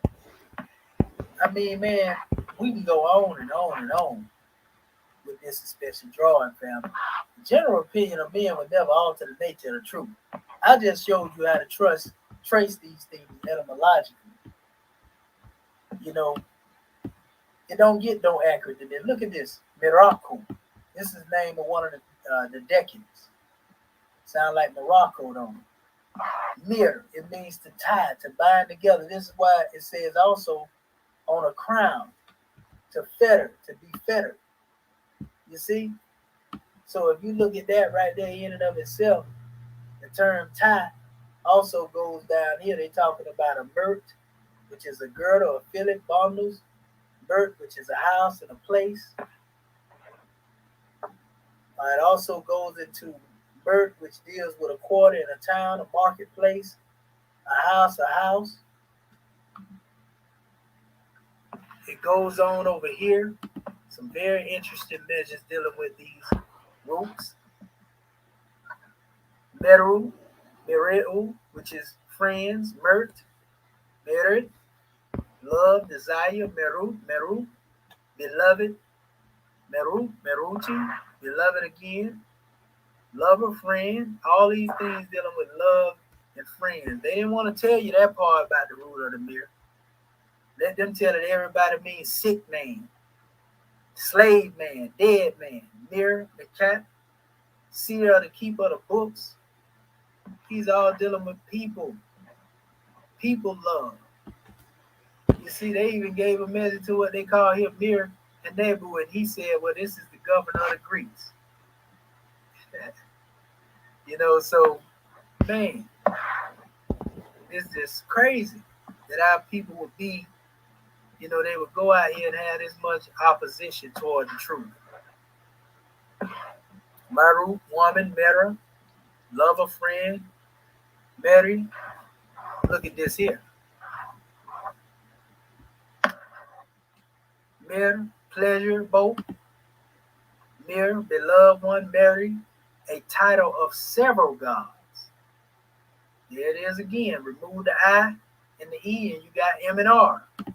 Moriti, that's the Mariotic form of Osiris. You see, that is also there. We pointed that out earlier. Merti, a god. Meriti, the title of Ra. Amen. We see the name Amen attached to the root word Mer again here, right? It says the primeval gods, Merti, and the goddesses. Then we have, Then we have right here also Merua. Remove the vowels, the A, the U, and the E. You got M and R left by itself. A god. Merua is also a name of a god. Merufa, a guardian of Osiris. None of these things are as negative as these brothers tried to depict the roots of the word Mir. They should be ashamed of themselves. Try to deceive our people like that because they hate the Moors so much. I don't know why they hate the Moors. I don't know if it's because they ran into some Moors and, you know, they just they got beat up with a little knowledge or what. I don't know. Then they would go into Mir means peasant, dependent, female slave, birth. See, they selective researching, family, and they pulling wool over your eyes. That's crazy that they would disrespect one like that. But it is what it is. Let us keep it moving because we're going to bring this demonstration to a close in a little bit. I told you, we be up when y'all, when most of our people sleep, we still be up doing this, family. Let me show you something on how the European remix thing. I want you to pay attention to this headdress, you know, and the hair, because, you know, in one aspect, it has to do with a hair style that was later adopted which we see still prevalent among our people today. And this is one known as Mesura, or what some people will call Ramses the First. Notice how this brother was Asiatic. They knocked his nose off as they always do. Look at this. This is a symbol of the plaits and the braids, or what some people will call dreads in this new era in time. And you'll see it more like a crown around it. You see? Then you have the same picture here depicted from the front. That's another picture of the same one, but with a headdress on. That's Mesura, right? They say Ramesses. Ramesses is Greek terminology. Mesura, or Ramesu, is the proper way of referring to him. Now, this is Ramses first. Then all of a sudden, bam, Ramses the second. Look at the picture. This is Ramses the second. It's supposed to be the son of the above Ramses. Something going on there. Some remixing that took place. Look at this special one. None of those are Asiatic features. You can look at the head shape, the mouth, the lips. None of that is Asiatic. But they're saying that this is Ramses II. He looked more like Clint Eastwood, family. He don't look nothing like our people. You know what I mean? So, here's another one. This is Ramses III. You see? Ramesses. The old Greek demonstration, which is, again, the modern day Greeks, these people call themselves that they were European, but the original ones were really the Hecopter. You see what I'm saying? So nevertheless, Woody Harris, that's who this particular mummy looked more like, Ramses III. Definitely ain't no Asiatic feature. Let us give you a close-up on that. That don't look nothing like no Asiatic, but that's supposed to be Ramses III. And it's in line with what we see right here from the way they depict it. You know what I mean? But now, guess who it was that took this one off the count? And I wonder why. It was a Libyan king. We know these were the Kushite bloodline that come from the Kushite line. They attacked Ramesses III. Meroe. See the word? Take all the vowels out, M and R present. We know the Libyans are really the Moors as far as the history that we just gave, same people. So it was Moors that took Ramesses III off the count, this European, Now, we go to the scholarship. This is the groundwork that our brother G.M. James brought on the manifest. He said this.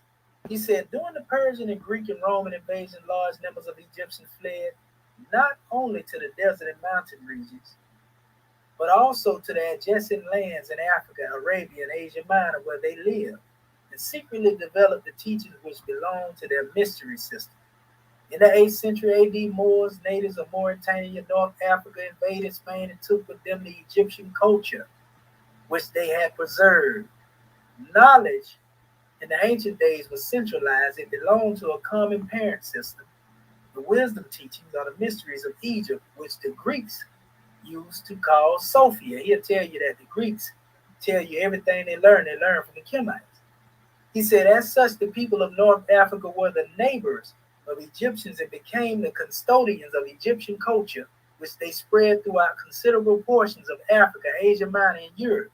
During their occupation of Spain, the Moors displayed with considerable credit the grandeur of African culture and civilization. The schools and libraries which they established became famous throughout the medieval world.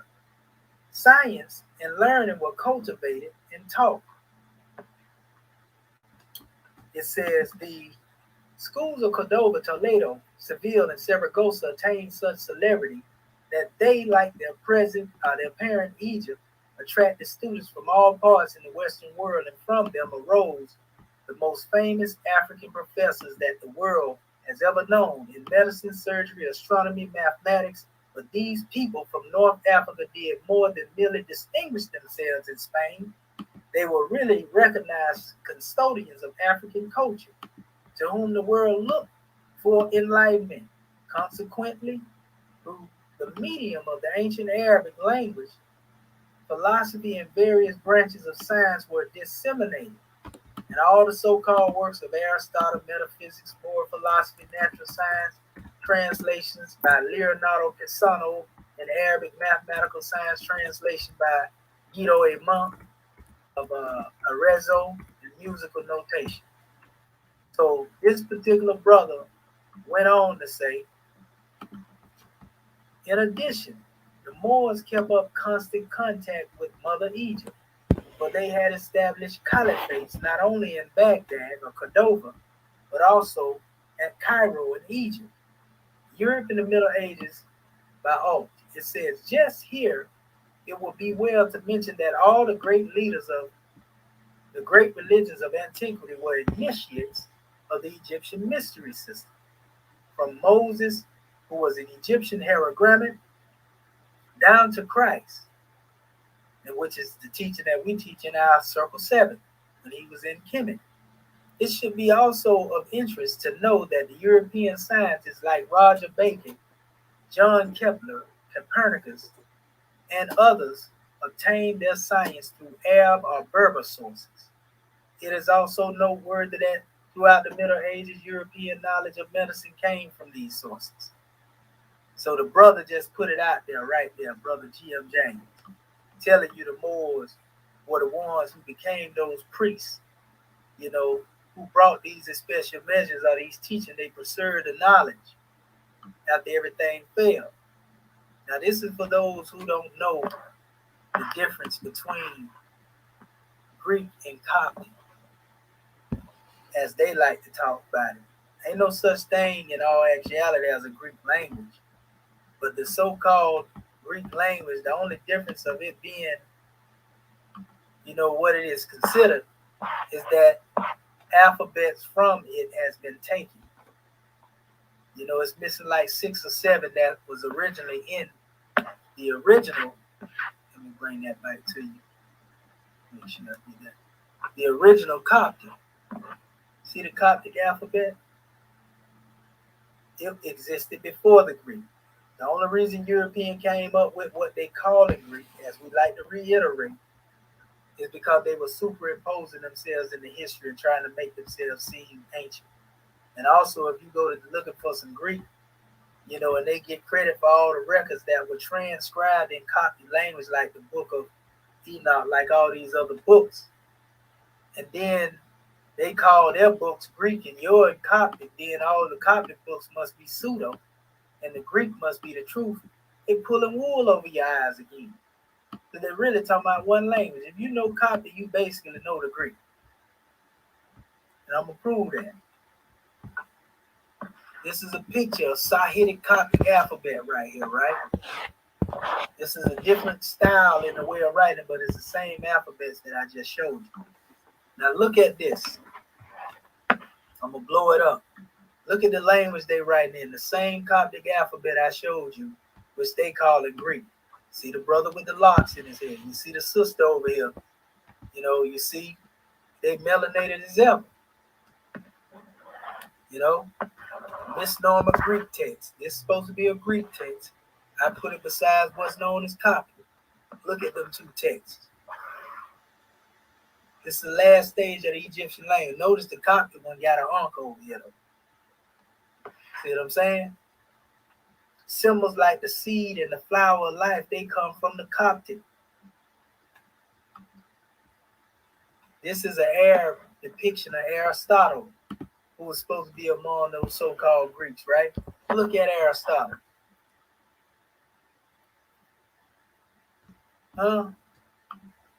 That's what a Roman looked like in their original state. Nothing like the European later on. So we indigenous to the planet. We the original Coptic people, which they call Greek. We the original people that they like to call the Romans and so forth and so on. Even their deities, Zeus, they was Moorish as ever. That's a whole nother measure.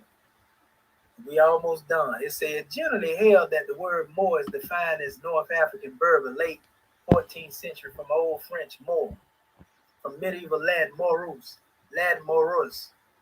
It's a meaning inhabitant of Mauritania, which stems from the Greek Morus, thought to be a native name.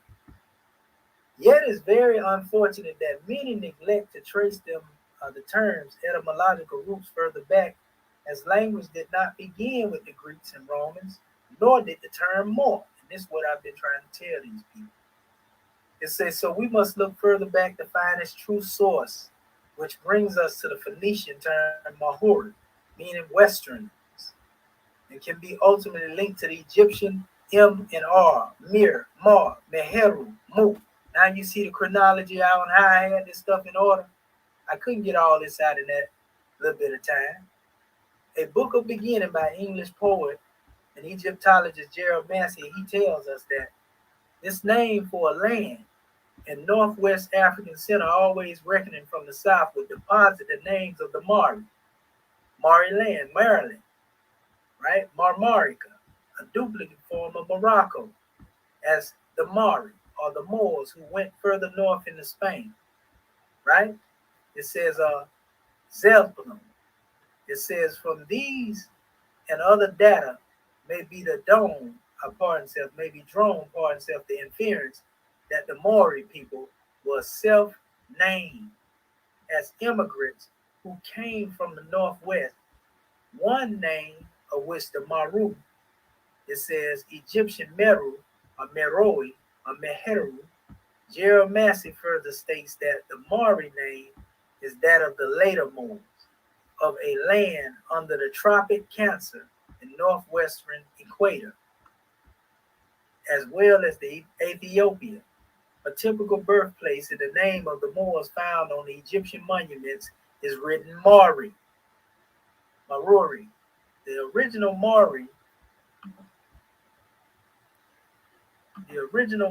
dwelt in the northwestern land lying between the Atlantic and the Mediterranean, and their name is identifiable with that of Mari, whose traditions derive from the northwest. That's one measure. Look at all this evidence here, fam. Here's another one dealing with the Tameri, the land of Mehru. See, the ancient Meroe was once the capital of two Egypts. You hear us talk about the capital empire, the dominion of Africa? That's it. Under this name.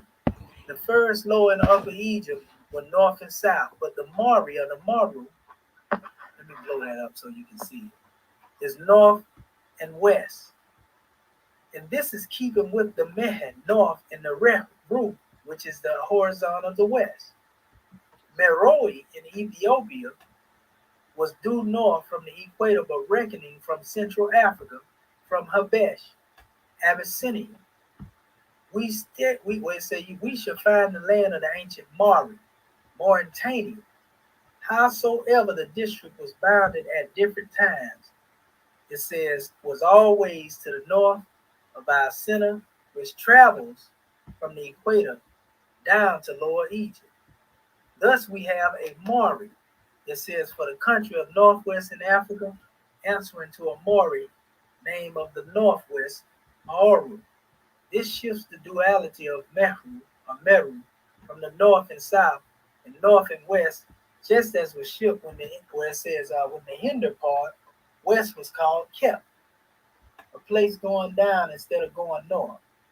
Because actually the true map is really upside down. If you go into the way they're demonstrating, Lower Egypt is really north, Upper Egypt is really south.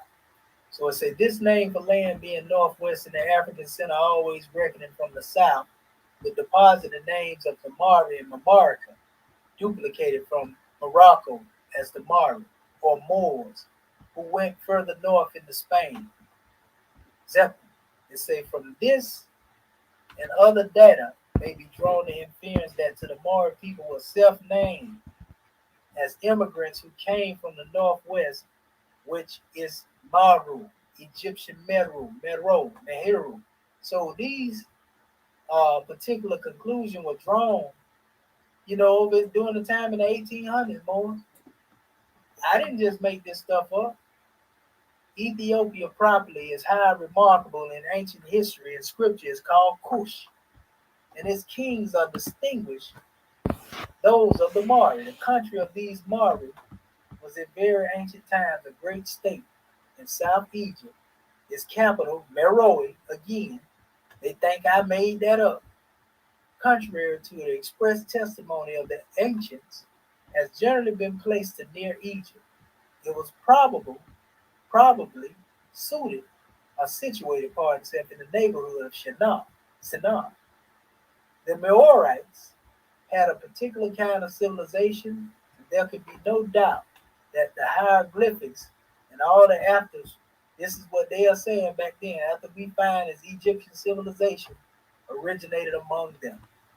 It say at the very remote time conquered Egypt.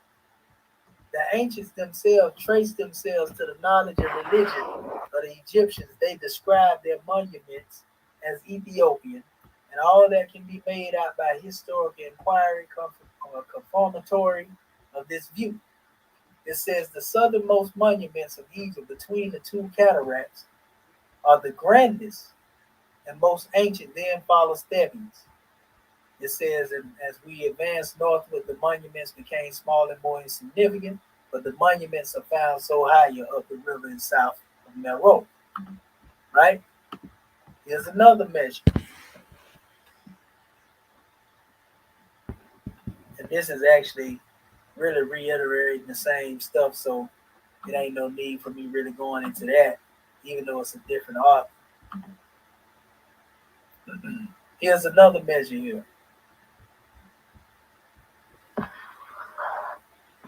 This one is speaking on the Mari. And it's speaking on the Himyarites, as I mentioned earlier. It said Mahri. It said who were driven from the continent of Asia by Choresos and Persia between the years 560 and 600 AD. These people, though often called Arabs, in this case were Semitic. These are the people, this is the measure they given, right? It says, but of the same stock as the ancient Egyptians, between whom the Maoris, and there appears to be similarity of language, which is sufficiently curious to those who consider the distance intervening between Egypt and the Pacific. And I meant to Let say us, not however, remember that the ancient Semitic. ethical name of Maori can be traced from the Moors of Mauritania. See, this is a case again of what I'm saying. When you bring scholarship together, everybody can't be lying, family, because these different books. This ain't the same book. These different books from way back then. This is how they were talking to you. It wasn't nothing for them to tell you who the Moors was. Only now you see this confusion. You know, so it says they can be traced back to the Moors of Mauritania, the Red Sea, the Moor, the Luzon, the rocks of Ambonia, and then to the Mari or the Maori of the Pacific. It's a very remarkable combination. It says of circumstances and favors. Mr. Finn's theory, since he shows that the tribe expelled was the Mahir, they say their city was Sabah, or Maori, they say we'll call it Hawa. That goes back to also the Garden of Eden and everything.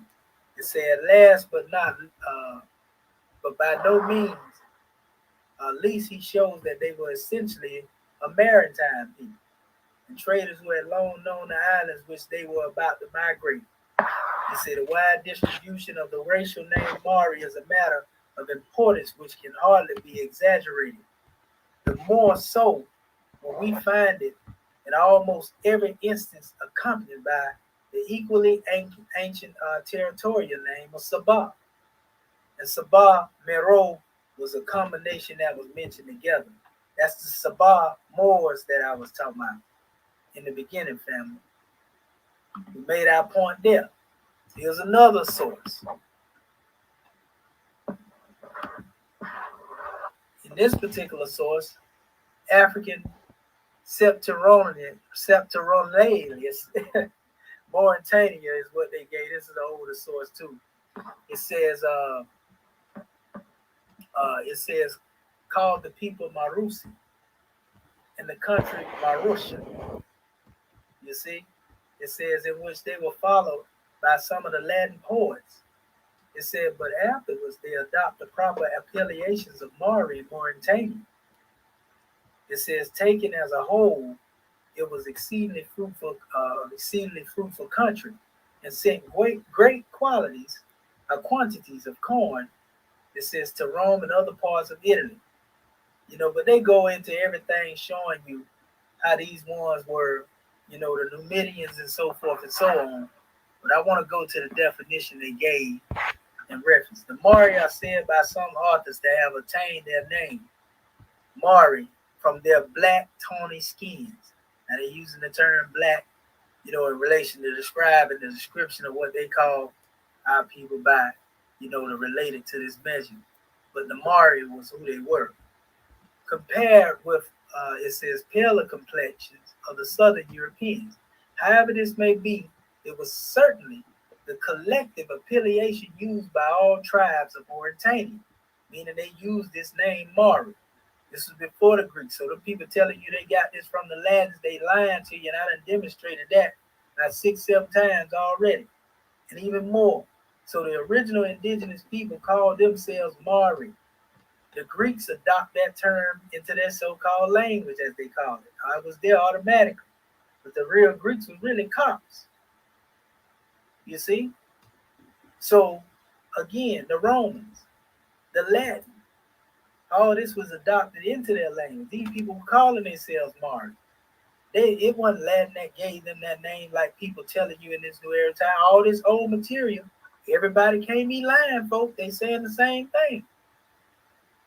So it goes on and say they all spoke the same language and demonstrated the same customs and adopted the same mode of life like we need to do. And the term Numidi and nomads is applied with as much as propriety to the inhabitants of the western as of the eastern provinces, for being only deduced from their wandering habits, because they was always moving. Remember, they circumnavigated. They say it was never used by themselves. They didn't use these terminologies like Numidi. They used Mari. In proportion as the knowledge of the ancients became more extended, the name of Numidia is found constantly disappearing before that of Mari. It seems even that of Carthaginians were unacquainted with the term Numidi, and that they called each other the tribe of the Mari. Huh? Man, by its own separate name, though they acknowledge the two great divisions of them into the Masali and the Masalis, let me see what that's. I can't really see it. Don't worry about it. But they were called Mari more than anything. The former touched near immediately upon the Carthaginian territory, and the latter were westward of it. It says in the stretched as far back as the river Molaki, now Molulia. It says the two together inhabited the modern kingdom of Algiers. So the original inhabitants of Algiers were the Mari. The proper general names of Mari and Mauritania remain only to the territory of the border of the Atlantic, later on down the line. And that's up there in that recap structure that I was telling you about. You see? So I'm giving you all these sources. Sir Isaac Newton's system, it appears, plain from the living scripture, but a scripture plain from scripture that neither the western extremity of Libya nor even other parts of that region could have been so well peopled before the time of David, Solomon. It says they have sent to numerous army to invade Egypt for the Phoenician, whence the greatest part of the ancestors of the Libyans came. They was going into certain measures there, but they still were talking about the Mari, which is really going back to that same history. So I got a whole bunch of history Moors that are saying the same thing. This is also coming from the History of the World, which is also a classical source. It run the whole history down on the Mari. This ain't stuff we made up. It even tell you here, it say the ancient inhabitants of Mauritania were called Mari, from which the modern name of Moor is derived. Their origin is uncertain. According to the Jewish tradition, they were the offspring of Lud, son of Mizraim, whose descendants are called Mari. In the scriptures, they say it is certain that this region, as well as others to eastward, the eastward had many colonies planted by the Phoenicians. The earliest legendary prince of Mauritania mentioned in history is Neptune, and they go into a whole bunch of other measures there. But nevertheless, the Mari is present again. Then there's another book here called The Fortunes of Africa. This particular measure dealt with, the history of the Carthaginians and Nubia. It talked about the Libyans. It goes into them being in the Nile Valley civilization. Then it comes down here in the end and speaks on Rome's occupation of North Africa. It said it was under the Roman rule that the names of Numidia and Mauritania derived from local tribes, acquired territorial meaning, right? The term Moor is derived from, again, what? The Mari. Now these are coming more up in the modern time with the scholarship. So some people, know what they're doing. Here's another measure from a more ancient source. The most just men inhabit the city called Meroe, plain of Ethiopia. They show the table of the sun and have no river or sea except the Nile. But there are other Ethiopians who dwell near the Mari again, right? Here's another measure right here. Albeit, let me revert to the former etymology of the Otia Egyptica, which, while it does not conflict with the Pharusian derivation, exemplifies how a compound Hamitic name has become Hebraicized.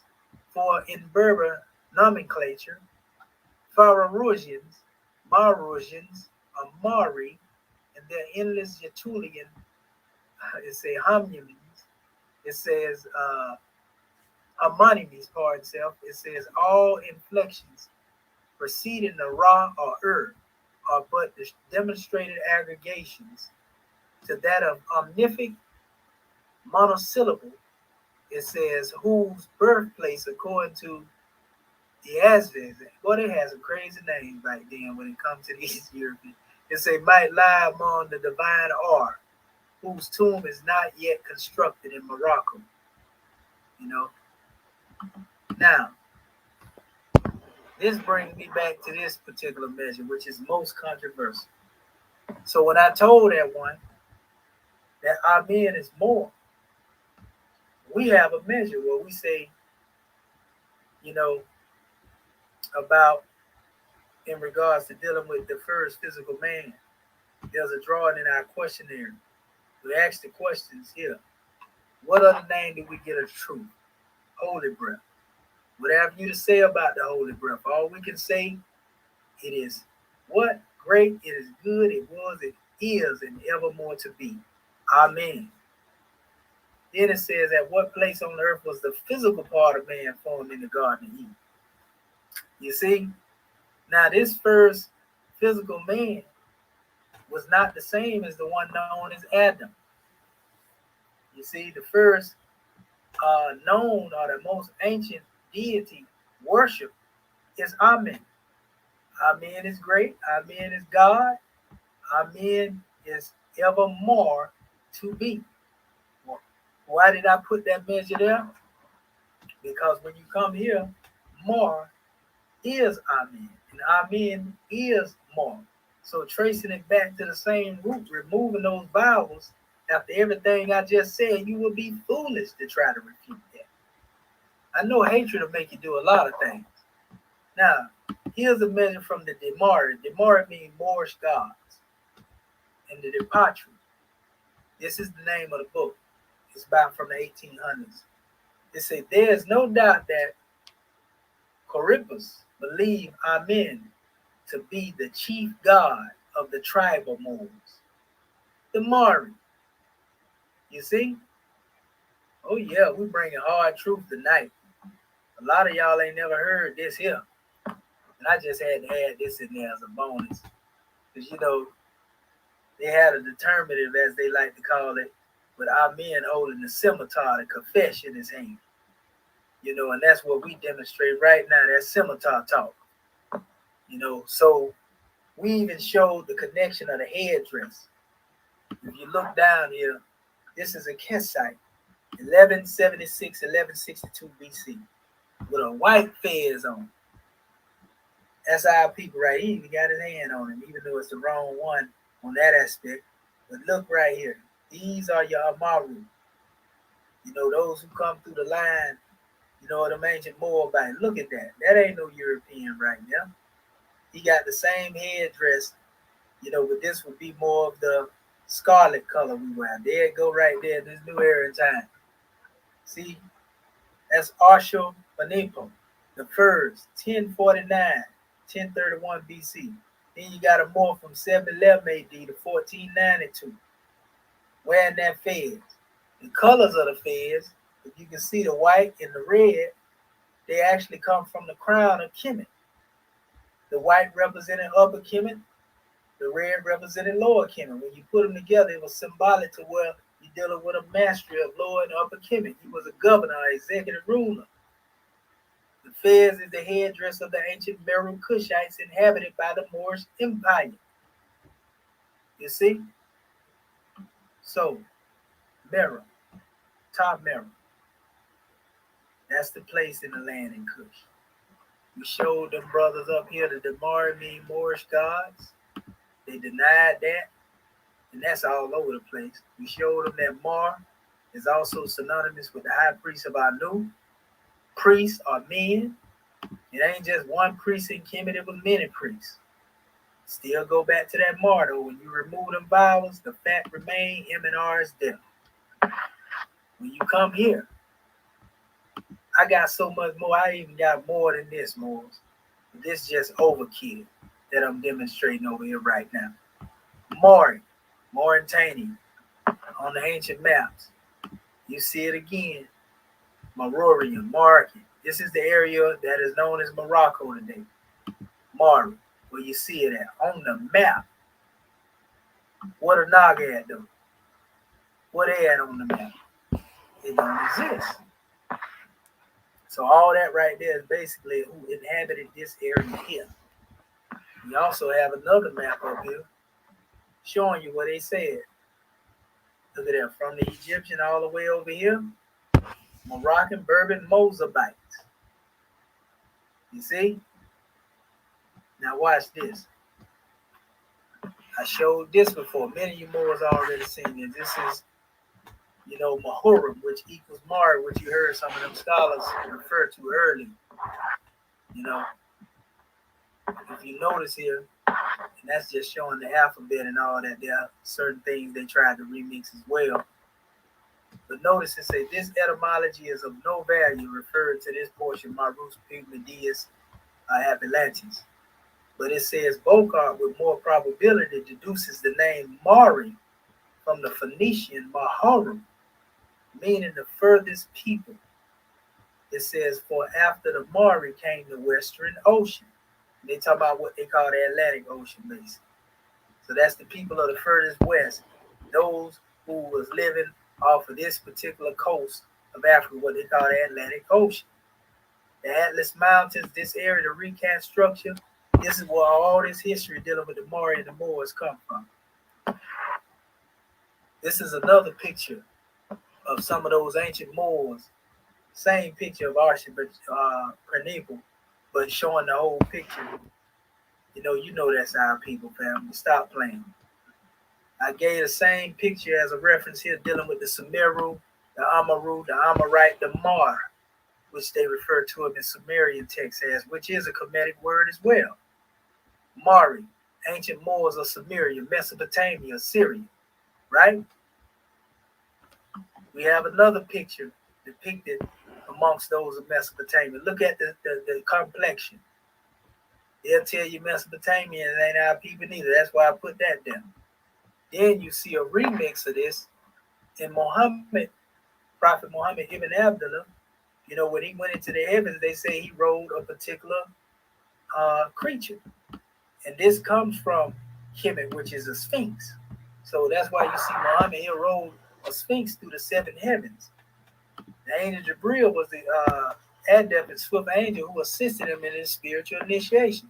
Them seven heavens represent 7 degrees. That's supposed to be the angel Jibril right there, according to the Arabs.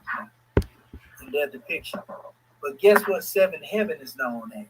The seventh heaven is known as BOULE Mamor. Mamor means the house.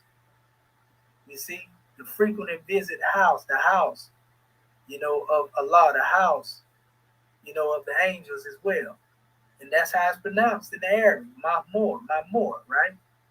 So we can see some connection even with regards to Dillim. It's only 1,400 years old. So of course, if it go back to Kemet, it should cross over in the Arabic language as well, right? The M and R root is present though. We just doing this through etymology and all the stuff. See, this is the Ibero-Marusian. In Marusian, you see it. The M and R is present. We showed him that the Ibero-Marusian is over 350,000 years old.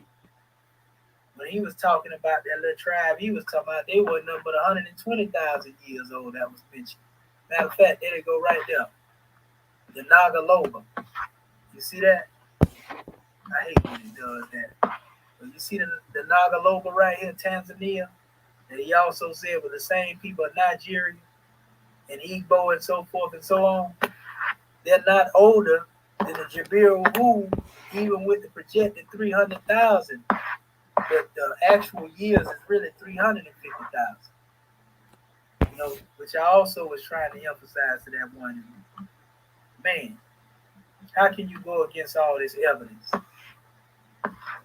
The Mari, the Moorish gods, Lemurians of Atlantis. Now it all come back together with what I was just showing you earlier. And this is the Y-DNA ancestor, West Africa, going up into the same area. Look at the haplogroup. It's a possible time of original, roughly 270,000 years ago, about 275,000 years ago, 241,000 years ago, or 290. They go all the way up, and then they show you that this Y-DNA atom that come out of the Nile Valley, all up in these areas here, went up into this same area, the Mari, and these were those who, again, the possible place of origin, West or Central Africa. But the Y-DNA ancestor family, they went in that same region. 359,000 years is as far as they ended up going. But nevertheless, this is still referred to that same one mention. Now, what you have here is actually, the Atlantis that is referred to. You see, so this is the recap structure. This is still on the manifest right now. You get a chance, go and look online and look up the lost city of Atlantis found at the recap structure. And you're going to see, that this is right off the coast of Africa. This thing, though it look like a little picture, it's hundreds of miles long, family. These are mud flats showing where the water receded off the edge over there, and the sunken continent had broke off. So with everything raised up here, all of that water ran off the edge, and it left it looking like this. They even found stones and everything there, family, with the way that it was described by Plato and Solon. So everybody can't be lying. Beyond the pillars of Hercules. The pillars of Hercules up here. That's the Iberian area. So that's why one was known as the Ibero-Marusian. So when Noble Drew Ali gave his history right here, and he broke it all the way down, talking about old man Kush and all that, and then he came down here and he said, where is that, right? Yeah, when he said this right here, he said their dominion and inhabitation extended from the northeast to the southwest Africa across the great Atlantis, even onto the present North, South, and Central America, and also Mexico and Atlantis Islands, before the great earthquake which caused the great Atlantic Ocean. Prophet Noble Drew Ali, man, was before his time with this demonstration, family. But we can prove that it was what it is. Here again, I'm showing you that the Jabiru Hud is older than the Ngalaba, or Ngalaba, as he like to call them. The root, M and R, is still present. More ancient than the root that he referred to in this particular map. When they put the Jabiru Hud on here, they put Akos or Mari Echoes, which is another name for Morocco. So I stated the oldest Homo sapien, Jebel Uhu, was found over 280,000 years before the Nagaloba in Morocco's, right? In Morocco, which was known in ancient time as Mari, on all old world maps. Huh? I'm really done at this particular point, but we're going to keep this hammer repetition on the manifest. Because we're going to make sure can't nobody tell you that more ain't Mari no more. Now, when you come up here, you deal with the Assyrian culture, which go way back as well. You know, they were known as the Amar, which you find the root M and R there, Amaru, or Amru. Zemor. This is a very important name. The root name Zemor, M and R in more. And we'll show you what that has to relate to in a minute. Ifri and Amram. Ifri, Amru. It said Musa is an Algerian and Ibero-Mauritian archaeological site in Morocco located at Zamur on the Zamur Plateau. They call this also the Zamur Plateau, right? They say in the rural commune of the Ait Sabirin province of Kemiset, along the national road of number 6, which leads to Meknes. Right? It says the Arterian is a middle stone age or middle Paleolithic, right? Stone tool industry centered in North Africa, from Mauritania to Egypt, but also possibly found in Oman. It says the Thar Desert. The earliest Arterian dates to 150,000 years old at the site of Ifrin Anmar. Remember, we showed you the root of the Mar there. It says in Morocco, and however, most of the earlier dates cluster around beginning the last intergalactical. It's around 150,000, 130,000 years ago. And that was interglacial, North Africa began to ameliorate. The Arterian disappeared around 20,000 years ago. It's around the time when the Ibero-Mauritian culture, really began to flourish in a more modern way, so to speak. But nevertheless, now you'll see what the M and R and the Zamur has to do with this thing. And you deal with the Zamur Plateau. This is where the brother Mustafa Zamuri come from. The Moroccans would tell you that the brothers over here, our people, originate from Mustafa Zamuri, because he was the first to discover the United States before Christopher Columbus. He was made a slave and everything. So Mustafa Zamuri is tied to this land as, one of the first indigenous Moors. Azamor is what they call them. It's the Vencio de Moor. Now here's another map showing time depth. This is his people, the Ingaloba and all this here. You see us over here. See, what people don't know, we migrated out of, the Nile Valley and went over here into the west part of Africa and then made our way back to the Nile. That's why the Atlantean civilization was set up here. And Tehuti, once it fell, went back to the Nile and he civilized, all Sarnim. He became the first teacher, and that's how the Nile Valley civilization began to build according to the Emerald Tablets of Tehuti. But again, the Ingaloba is not older. It's only 120,000 years old, not older than our people family. You can't find them nowhere on the map, neither. All these things are measures. Now, I was showing another etymological root here that was very important to show you how this is Swift Angel number 1, the Grand National Chairman of Moorish American government. In the dictionary, you also find the word Mathin, which means roadman, a guide, a chief, a tribe, a sheik. Again, we know who demonstrated along the line dealing with sheiks, right? A roadman, one leaving their footprints clearly cut. This is just bonus etymology here. Mathinu, one of the bodyguards of Ra. That's what our chairman is, the number 1 defender. He definitely is a guardian of the light. And we connect this word to Mathinu as well in the Coptic origin. It has to do with I am learning, I am getting into. See, Matheno, which is also a teacher in the Moorish Holy Quran, was the comedian at their master there. Y'all need to check out my website too, Matheno's Archives, when you get a chance. There's some powerful science in there. So I also showed here Mira'at, which means inspector of dignities of the highest level or the highest kind. Mira'at are families of sheiks and tribes. Mira'at, overseers of estates and land superintendent. Mir'aru, inspector of calendar. Mira, chief of the caravan. And then you have nonetheless real Moorish American Muslims representing all that there. That's Act 1. Tribunal law of the Moorish American government. We stand in defense of Prophet Noble Drew Ali.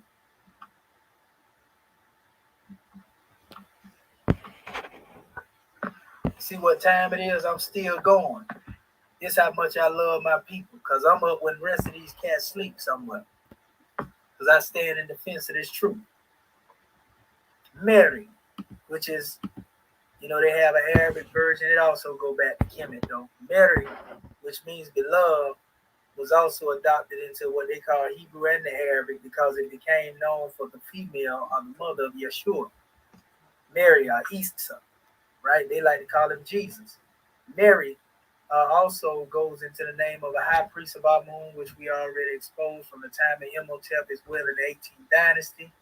The New Kingdom, Mary was the son of the high priest of Al-Sahat. And then you have the New Kingdom 1550 to 1069.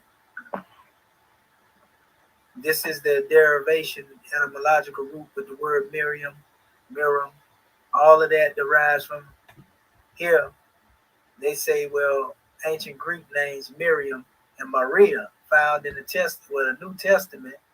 It say bitterness, beloved, which child, both New Testament names form the Hebrew name Mariam or Miriam. The name has been widely used due to this association with the Virgin Mary, Jesus Christ, Saint Mary Magdalene, who was also the apostle of the apostles, and the name might be derived from the Egyptian word mir, beloved, M&R, love. Even the ancient Egyptian Merit Amen, or Merit Amun, meaning beloved of Amun. You see? Come on, man. Come on. Here's some Arabic. I was talking to you about Bayat Mamur. A frequently visited place. It also in Mu Amarum, age. Amaru, they inhabited, they populated. Mursa, anchorage, mooring, arrival. You see what I'm saying? That's how you moor. That's man. Right-minded, Murshidun. You see, it says right director to the right path, guide. That's what I'm doing right now. Don't that connect to what I was just saying earlier? The root with its above 7 forms have been used in the Holy Quran 19 times. So family, this was actually supposed to have been in the beginning when I was talking about Noah. The monarchic covenant is the oldest covenant too, by the way. It's the first covenant before this covenant that came about, what they like to call the Hebrews, and what they call in dealing with that measure between Isaac and Ishmael. But you can see clearly, the ship that's here, you see the animals, all this stuff being depicted that they later wrote into the teachings of dealing with the biblical context. So that's why I call that the monarchic covenant. It's found in Genesis chapter 9, 8 through 17, and it was called a perpetual covenant. He said, God spoke unto Noah and to his sons with him, saying, behold, I establish my covenant with you and your seed after you, and with every living creature that is with you, of fowl, of cattle, of every beast of the earth, of you, from all that go out to the ark, and every beast of the earth, I will establish my covenant with you. Neither shall all flesh be cut off any more by the waters of a flood. Neither shall there be any more of a flood to destroy the earth. And God said, this is a token of the covenant which I make between me and you, and every living creature that is with you for perpetual generations. I do set my bow in the cloud, and it shall be for a token and a covenant between me and the earth. You see, he said, I will remember my covenant between me and you, and every living creature in flesh and water shall no more become a flood to destroy the flesh. You know, it spoke on this covenant the whole time. And this is an everlasting covenant between him and all flesh upon the earth. That means us, you know. So now when you get to talking about these ones that this one was talking about, you know, this Cushite kingdom, the Cushite kingdom he talking about is only, like I said, over 1,000 years old. It was first established around 1070 BCE when it gains its independence from Egypt. And it quickly became a major power in Northeast Africa. 727, Cush took control of Egypt and ruled until the Assyrians arrived. But these were not the original ancient Cushites. These were the Naka Cushites that he talking about. Look it up. And this is it right here. Naka, a Naga, Romanized, ruined in the city of Kushite, kingdom of Meroe, right? Naka is one of the largest ruined cities in the country and indicates an important city once stood in the location. It was one of the centers of the kingdom of Meroe, which served as a bridge between the Mediterranean and the African world, or Africa, world of the Mediterranean world and Africa. Meroe, spelled Meroe, Meroitic. You know, he went into that breakdown. We even showed you a picture here of the original Indus Cushites, which are descendants of those Meroe Cushites, who actually has a fez on here. You see them with the Kemetic Shinti on here. You know, these are the old, look at the red fez that the brother of the Meroe Cushites of India have on. You know, all that right there come from our people, family. You know, it goes on giving us more measures dealing with the Moors. You know, the name Meru here. It even tell you that what we can say about this name Meru, it says, as the name in India, the Mauryan Empire that first unified the entire Indian subcontinent, 340 BCE, was named after its emperor, Chandragupta Maurya. It said, in the case of emperor's name, is believed to have originated from Maurya after his presumed homeland on Moor Hill. Scholars consider this hill to be another reference to the sacred mountain of the Rig Veda. You see?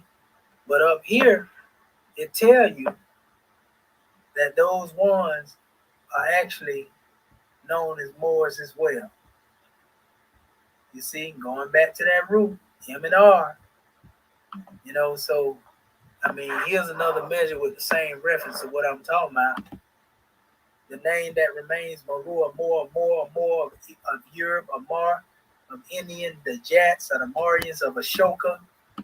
You know, famed significant, the Egyptians have put it on record that the people Amaru, Amorites, come from the land of the Jati, the land of the Gutum, the ancient Sumerians, Babylonians, and Syrians. These are all still records that are put out here. You know, we went in on this particular measure here, family. That's the original picture of Ashoka. Look at it. Look at it. King Ashoka, ruler of the Indians, first empire known as the Moors Empire. Look it up. Mauryan, Moor, M&R, the root is present. Remember, it was under his edicts that, you know, corrections were brought on the manifest. Here's a descendant of Hagar, brother August Khan. This shows the root and connection with Hajar and Hagar when you deal with the etymology here. Look at the sun disk up here. Look at the Ankh. Look at the crescent. Look at the pyramid. This confirmed what Noble Drew Ali when he said that the Turks were descendants of Hajar, and that they were the chief protectors of Islamism, the religious creed of Mecca. still connected to the same root and same people. He's known as Dur Kornyain in the Grand Quran. This is the one that actually bound up, those especially ones in the Caucasus Mountains according to Surah 18. Right?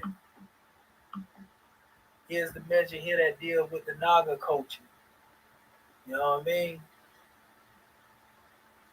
This is dealing with the Brahmanism that they was talking about. They say they didn't identify with that, so we ain't gonna even go into that area. But the Naga cultures in their history, it didn't go back, as long as the brother said. In fact, it says, the comparisons of the years go from 1000 BC to 901 BC. This is the worship of the Naga serpent cult in India.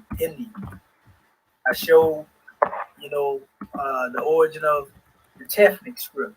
I showed the Mozabites, who are also known as the Maori. I didn't say that. That was just said here in this particular measure. The new mixed cultures that live and began to do trade and contacts in the Iberian Peninsula and became ancestors of the historic Maori, which were the Moors again. You see? Man. Here's another map right here in another book.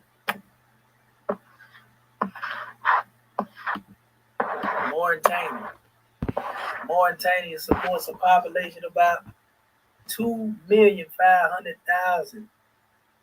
You see that? 40% of which is mixed, more African, 30% more, and 30% African. So that means mostly all the people over there are Asiatic. See that right there? Here in Hebrew, family, what they like to call Hebrew anyway. Look at what the word that they have for Ethiopians. More, right? Here's the definition now. Now we can get to them dictionaries. This is from Alden's Manifold Encyclopedia of Knowledge and Language, 1890. More, Marus, inhabitant of eastern part of Africa, from Marus, Moorish, black. They got Mar, cold, dust, Mare, More, a native of Africa, called by the name, right, or by the ancient Romans, Mauritania. It said from the color of the people, the word meaning literally country, dark complexion people. One of the people from Africa, Arabic descent, of followers of Muhammad, the Arabian prophet who conquered Spain in the 8th century. Moors below, Moorish. The people called Moors. Look at that, family. Here's a measure from the works of our brother Ivan Van Sertman, the golden age of the Moors. The name Mare has been said was first used for one of the several dozen black tribes that occupied North Africa even before the Christian era. The tribe itself included several clans, including the Maori Mazacis, I guess that's how they pronounced it, the Maori Baris, the Maori Bugada, the Maori Gentani. It says, it is one of these clans, the Baris or the Barbaris, whose name was frequently amended to Barbaris or Berbers. Okay, family. We're going to take a bit of a break, really, at this particular point. And I'm actually at the end, but I have to open up for my conference call. And also, if you can, tune in to our conference call. And you can give your measures, whatever it is that you stand upon. We online, 7 o'clock every night. The number is 609-746-1180. Again, that's 609-746-1180. And the extension is 68138. Yeah, 68138 pound. 639381 pound, pardon self. It's a new number. But let me check in at the moment and open up. And then I'll continue to proceed and close that measure on out. And I'll keep the line open so that you're not just sitting there and waiting. It won't take me but a few minutes.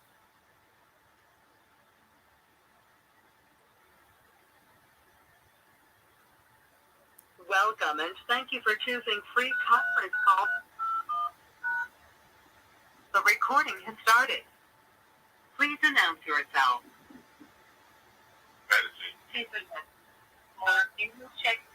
Islam, this is National Assistant Grand Sheik checking in. How you be, sister?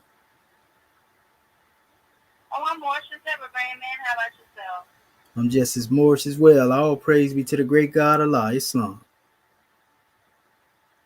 Islam, all praises are due. Glad to have you here. Glad to be here. Peace and love.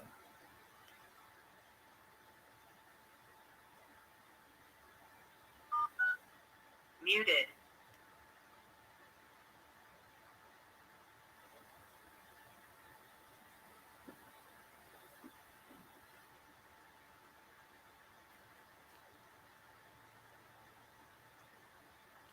Islam. I will now call to the floor our National Assistant Grand Sheik to open up the way according to law. Divine Minister Dr. Shadow Aminti and Mohammed Shepsuel, Islam Grand Man, unmuted. Islamism. Can you hear me, sister? Clear as a bell. Gratitude. Islam. Islam, Moorish America. Want to rise first and give all praises to the great God, Allah, our Father God, Allah, and honors to his holy prophet, honors to our holy prophet, Noble Drew Ali, El Hajj Sharif Abdul Ali, that is. We give honors to our Moorish kin once again, here, there, and everywhere, and therefore honors to all of you who are continuously honoring yourselves by being yourselves.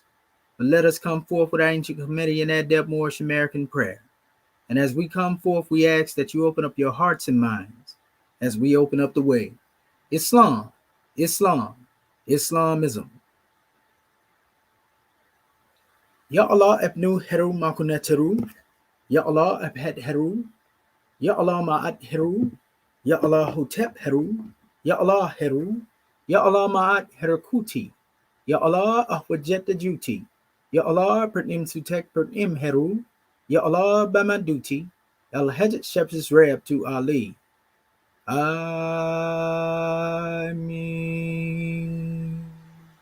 Hallelujah. And that is to say, Moorish kin in transliteration. O Allah, the Father of the universe. O Allah, the Father of love. O Allah, the Spirit of truth. O Allah, the Spirit of peace. O Allah, the Spirit of freedom. O Allah, the Spirit of justice. O Allah, you are my protector. O Allah, you are my guide. O Allah, you are my salvation by night and by day. O Allah, through your holy prophet. O Allah, Drew Ali. Amen. Holy Issa. Islam, Moorish kin. And now we come forth before you with the divine constitution of Moorish America. Salvation, our God, unity. Act 1. The Grand Sheik and the Chairman of Moorish America are empowered to make law and enforce laws with the assistance of the Prophet and the Grand Body of Moorish America. The Assistant Grand Sheik is to assist the Grand Sheik in all affairs, if he lives according to love, truth, peace, freedom, and justice, and it is known before the citizens of Moorish America. The Bylaws, Act 2. All meetings are to be open and closed promptly, according to the Circle 7 and love, truth, peace, freedom, and justice. Friday is our holy day of rest, because on a Friday the first man was formed in flesh. And on a Friday the first man departed out of flesh and ascended unto his Father God Allah. For that cause, Friday is the holy day for all Muslims all over the world. Act 3. Love, truth, peace, freedom, and justice must be proclaimed and practiced by all citizens of Moorish America. No citizen is to put in danger or accuse falsely his brother or sister on any occasion at all that may harm his brother or sister, because Allah is love. Act 4. All citizens must preserve these holy and divine laws, and all citizens must obey the laws of the government, because by being a Moorish American, you're part and parcel of the government and must live the life accordingly. Act 5. No organization of Moorish America is to cause any confusion or to overthrow the laws and constitution of the said government, but to obey hereby. Act 6. With us, All citizens must proclaim their nationality. And we are teaching our people their nationality and their divine creed, that they may know that they are part and parcel of this said government, and know that they are not Negroes, colored folks, black people, or Ethiopians, because these names were given to slaves by slaveholders in 1779 and lasted until 1865 during the time of slavery. But this is a new era of time now, and all men now must proclaim their free national name to be recognized by the government in which they live in the nations of the earth. This is the reason why Allah, the great God of the universe, ordained noble Drew Ali, the prophet, to redeem his people from their sinful ways. The Moorish Americans are the descendants of the ancient Moabites, who inhabited the northwestern and southwestern shores of Africa. Act 7. All citizens must promptly attend their meetings and become a part and a parcel of all uplifting acts of Moorish America. Moorish Americans must pay their dues and keep in line with all necessities of Moorish America, and then you're entitled to the name of faithful. Husband, you must support your wife and children. Wife, you must obey your husband and take care of your children and look after the duties of your household. Sons and daughters must obey father and mother and be industrious and become a part of the uplifting of fallen humanity. All Moorish Americans must keep their hearts and minds pure with love and their bodies clean with water. This divine covenant is from your holy prophet Noble Drew Ali, through the guidance of his Father God Allah. Prophet Noble Drew Ali, peace and blessings be upon him, founding father and framer of the divine constitution and bylaws of Moorish America. And now that this meeting has been opened according to the triune acts, Acts 1, 2, and 3 in love, truth, peace, freedom, and justice, we say Islam, Islam, Islamism. Shimotepu Moorish King. Muted. Islam, Islam, Islam. Gratitude to our National Assistant Grand Chief for opening up the way according to law. I am Divine Minister Dr.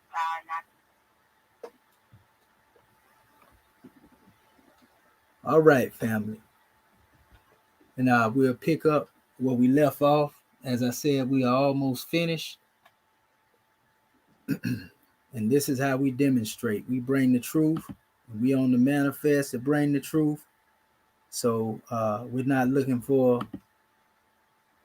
followers or anything like that. We just bringing the truth to our people to bring them some enlightenment. You know, the whole measure is to give our people the truth so that they may be able to observe it, and then they can actually come into a insight, so to speak, in relation to what this means when we speak of the word Moor or Mari. So without further ado or delay, let me start this measure back up again for you, and we're going to close it out in a few. And hopefully I have some family on here that's willing to come forth, you know, and give their portion. Ancient Roman text. You see? So all these other names, you know, they came up with, but Mari was always there on the manifest, family. And coming to a close, here's another source, and this source is from 1787. Adam Henderson in the Historical Chronological Deduction on the Commerce from the earliest accounts. That's a lot to read. I ain't gonna read it all. And that's a whole lot to read. But they give history on the Mar. This is one of the oldest, you know, out of all of them that I have. The ancient Mar, from which the name Mar, it speaks on which we write the word Moor is derived. The proper country of the Moors, you know. So it goes into Egypt, Libya, and Africa. Talk about the Moors being in Mecca and everything. Aleppo, India. I mean, man, this is overkill, family. This is overkill when it comes to bringing this measure on the manifest. Mari. It's another old definition before they remixed them. Mauritania, a Moor, Marus. Moors, Moorish, Mauritania. It goes on Morocco, Tangentani, or whatever. It says Mauritania, Maurisia, You see? Maurisia. You see? African. Look, Mauritanians, Moray, more. I mean, need I say more? I don't really need to say more, but I am. Because we're going to put this demonstration on the manifest and make sure when you say something about the Moors from now on, you make sure you quote us right. Mauritania, ancient division of the north of northern Africa, originally a northwest angle of the continent between the Atlas Mountains and the Mediterranean, of which modern Morocco forms a part. Before the Roman conquest, it included the territory of East Algiers. The inhabitants named the Mari may have been of Berber origin, and their name has been perpetuated in that of the Moors.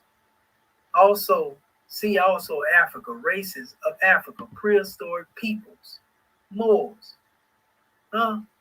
Europe ethnology migrations map. Under the Romans, see Africa, ancient and medieval civilization, Roman occupation. You know, it's going into other areas where people came to occupy our land. Maury, Moors, Numidians, Africa.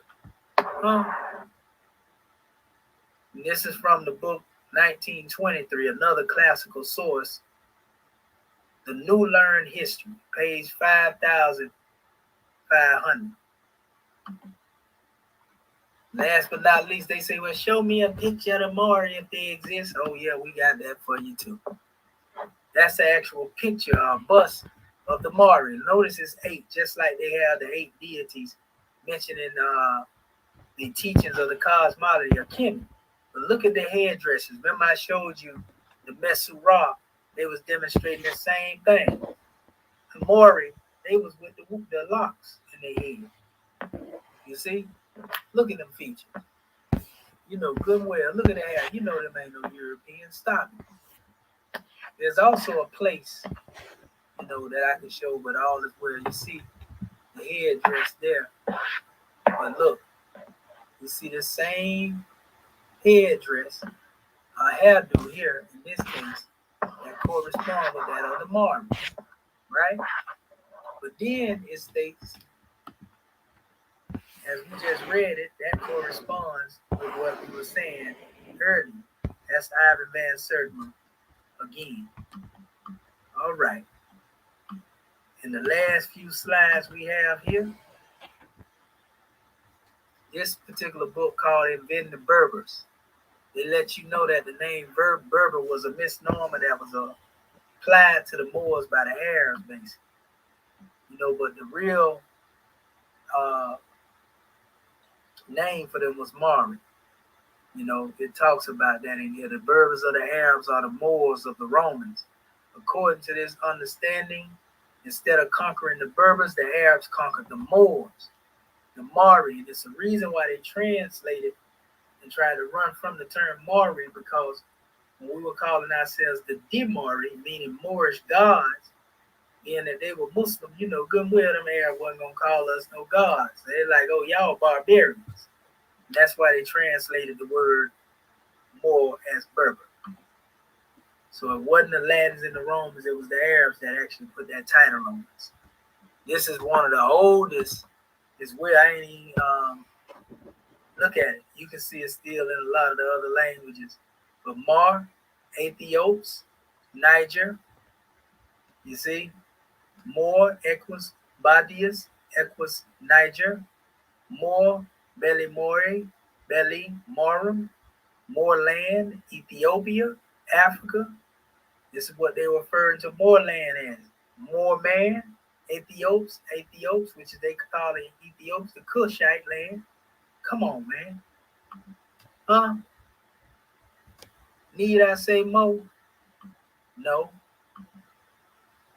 You know, but last but not least, then you have all these German terms that they talking about, that they like to refer to, which came forth in the simple forms of more, dark, which means dark. Old German, Mari, more, Maro, Mora, more. And then the English, more, Mari, Maro, more. German, Mahor, more. In French, Mare, Mareo. Old German, man, they just went on with a bunch of etymology, but these all dealing with people, and families, so to speak. These were mostly found, if you go into the history of England, then you'll see a lot of coats of arms, and they would have these particular names on them. They were referred to our people by these different names. So at this particular time, family, I'm bringing this to a close, but I can't bring it to a close without mentioning this particular portion.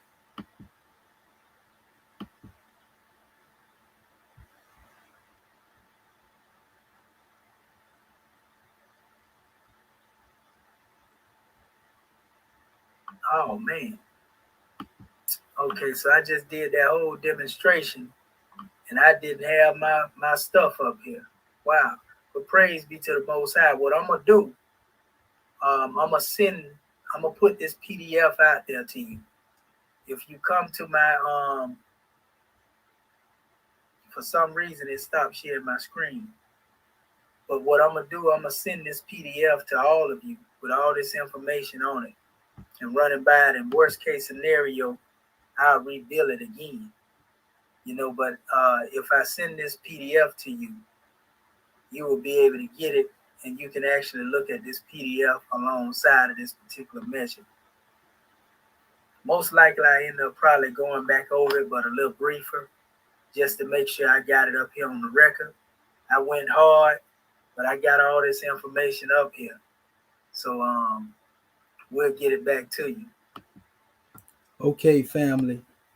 That's pretty much the gist of all the information that I wanted to present at this particular time, but I do have a few bonus measures that I would like to add in here that you will be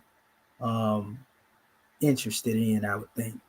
And me and a brother was building earlier today upon this, and want to give honors to my brother Bati Bay down there in the chat. And I also have a measure, a real special measure that most importantly needs to be known and mentioned here for you who look in the active chat, the live chat, and you see certain people in the chat, going back and forward. You would have to go to the original video that I just made reference to that I posted, and I didn't actually have the PDF slide up, so I just allowed my measure to go on from that PDF slide, and I just moderated it, and just showed you the slides, because it was like 4 hours and I was up to like 4 o'clock this morning doing it. So this is just doing justice and due diligence to it. So when you look at this video, you will be able to see the visuals of it. And but nevertheless, I actually have another measure from the archives that many people have no knowledge of that's most important, because I have proved, right there, not only that the Mari is older, than this so-called new group called the Nagas that are trying to create a new narrative of being who they are, but I also have brought forth many strong measures. I have a whole lot here, so much that it's actually exhausted my system itself. You know what I mean? I got so much, family. So I'm firm in this information that I have in relation to dealing with the subject matter. If there's anyone that would like to draw with me upon this and go further or receive more information on it, as I will be putting out more here and there anyway, because that's what I do on my channel. Expect for me to bring forth measures and bring you more clarity. So this is just to put a rest, that measure that the Moors are not as ancient as they say they are. I just proved it. I just proved to you who the Moors are. I just proved to you that the Moors go back to an ancient time and they come into a modern time. But like I said, I'm going to give you a few bonus measures here, and then I'm going to close it out. Let me open up my screen. I'm going to share this with you. Now, and this is one definitely to grow on. Now, we know the King James Bible is dated at 1611. In the Geneva Bible of 1599, which is prior to the King James Version, look at what they say here. This is Jeremiah 38:12. This is what they was using when they referred to our people. I referred to a person, in relation to dealing with our people. Ebed Melech, the black Moor. Now we know the black term they add in there to say black or more and so forth and so on, but it's really the Moor that they're talking about, right? It said, he said unto Jeremiah, put now these rotten rags. It said, old rotten rags, worn under thine arms between the cords, and Jeremiah did so. Now you have to remember, these things have been taken out of new translations of these books. King James, they use the term Ethiopian. Here's another measure in the same book, Jeremiah. Come up, ye horses, and rage ye chariots. And this is very important. And let the valiant men come forth, the black Moors and the Libyans. This Bible is older than the King James Version. Now, it don't say black Moors and Libyans, talk about the Ethiopians, which mean that they equating the Ethiopians and the Moors to be the same people. The black Moors and the Libyans that bear the shield, and the Lydians handle being, it say, the bow. Now, notice it's identifying the Moors with the Libyans, just like in the information that I gave in this whole, throughout this whole demonstration here, right? This is in the 1599 Geneva Bible. The Revised Version coming after that, King James dominating, and then every other version of King James that come after that, right? Now, there's actually, and this is actually coming from the Bible Gateway. If you go put in the Geneva Bible, in the Bible Gateway, you'll see, once you pull it up, and just type in the word black Moor, that they have in there. Watch this. Jeremiah 13:23. Can the black Moor change his skin, or the leopard his spots? Then may ye also do good that are accustomed to doing evil. You see? Then it says here, Jeremiah 38:7. Now when Ebed Melech, yea, black Moor, one of the eunuchs, which was in the king's house, heard that they had put on Jeremiah in the dungeon, right? Then the king sat in the gate of Benjamin, right? Then here's another, Jeremiah 38:10. The king commanded Ebed Melech, the black Moor, saying, take from hence 30 men with thee. Take Jeremiah the prophet out of the dungeon before he die. Right? Here's another, 38:12. Ebed Melech, the black Moor, said unto Jeremiah, put now these old rotten rags, and that's the one that I read in the beginning, worn under thine armholes and between the cords, and Jeremiah did so. It goes on. This is Jeremiah 39:16. Go and speak to Ebed Melech, the black Moor, saying, thus saith the Lord of hosts, God of Israel, behold, I will bring my words upon this city, and say, for evil and not for good, and they shall be accomplished in that day before thee. Right? Then it goes into, come up, ye horses, and rage ye chariots, and let the valiant men come forth, the black Moors and the Libyans that bear the shield. That's the one I read earlier. And the Lydians that handle the boat. And here's another. Behold, therefore I come upon thee upon thy rivers, and I will make the land of Egypt utterly waste and desolate, from the tower of Sien even unto the borders of the black Moors. You see? And we've seen all of these things that were fulfilled in prophecy of the Most High. We know that our people came into slavery as a result of running after gods in whom they know nothing. And I want to apologize to my family out there in other communities, of the conscious community, that had been misled and deceived by our family, who were constantly trying to identify the Moors with being Moroccan, because that's not what I was setting out here. I'm showing you that the ancient Moabites, who, were known also as the Moors, in a particular period, or the Maori people, they were the fathers of that particular place that is called Morocco. You see? So Moor and Morocco is two different measures. That's what we teach in this body. And being that you have many Moors out there now that are dealing with this sovereign citizens, bull crap that ain't got nothing to do with the Moorish teachings. They also have those who are dealing with, a lot of, churchism, so to speak, under the guise of Moorish Science. It has nothing to do with being what it means to be a Moor as a nation of people.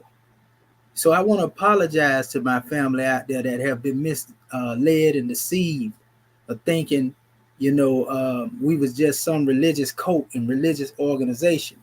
Our Prophet Noble Drew Ali set up the Moorish Science Temple as a religious corporation, but then he tell you that he had the intent, May 1st, 1916, of establishing the Uniting of the Asiatic States. And that's where our Moorish kin have fell behind at. We don't say that to attack them. We saying that because most of them attack us, just like some of you, family. These different brothers like the Naga. So we're not only having this opposition coming from these little groups, like I'm calling this Grassroot, Naga BOULE demonstration that they got going on, trying to click up against the Moors. This is the same opposition that I get from the people that claim that they are Moors as well. And all I'm doing is correcting and bringing forth the truth. Many hate the truth because they feel like the truth, will overthrow them from their position. That's arrogance, though. That's ego. And many of those judges who judged in the debate these brothers referring to in the thread, agree with the information. The same information I said, I just said out a little bit more in this particular drawing here. They agree, but most of them have been in opposition to a Moorish doctrine at some time. Or they have opposition to Moorish doctrine now. So I understand the bias.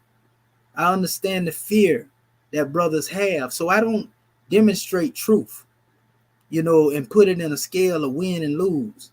Because I've been teaching my people for over 25 years, family. Through the grace of the Most High, I've been able to raise a lot of my people out of that shallow grave, of ignorance. He used me, since the time I was a young seed, family. And I ain't turned back since. So when I'm giving you this history, I'm not trying to make the Moorish paradigm more superior to what you think or what you hear. I'm just giving you the information. So if that offends you, then that's something that you have to deal with. I have no ability, and nor am I here trying to convince you or force anything upon you. I'm giving you the teaching and the history. It's your problem if you feel a need to be in opposition to that. Because what I give is not in opposition to you. I'm just setting the record out here. And this is how I know most of our people, if Moses or Jesus or anybody was upon the scene in this new era in time, those who say they believe in these men will be the first ones to be in opposition because they will not be with the ways of this world. If Noble Drew Ali was here right now, most of the Moors who claim they follow him will be in opposition to him. If Prophet Muhammad was here right now, the same Arabs that say they follow him will be in opposition to him. You see? And it goes on because the world is caught up into, egotism, and it's more dealing with idol worship. We don't believe in my body of serving gods outside of the self. A lot of Moors in the temple, y'all teaching Kemet. The prophet didn't say even, the prophet said he was the Egyptian adept master. So we expound upon those measures. We show you the teachings of Kemet that relate to the teachings that our prophet brought, which you see me doing this same measure here. You see? So did I not prove that the Mari has been on the manifest and is more ancient than this Naga culture they coming up with? No, they calling themselves Naga Bantu Kushites. They claiming that the Naga is Nigeria. I see how they're trying to demonstrate an etymology, but when you go into the history, it still doesn't predate the timelines that I gave.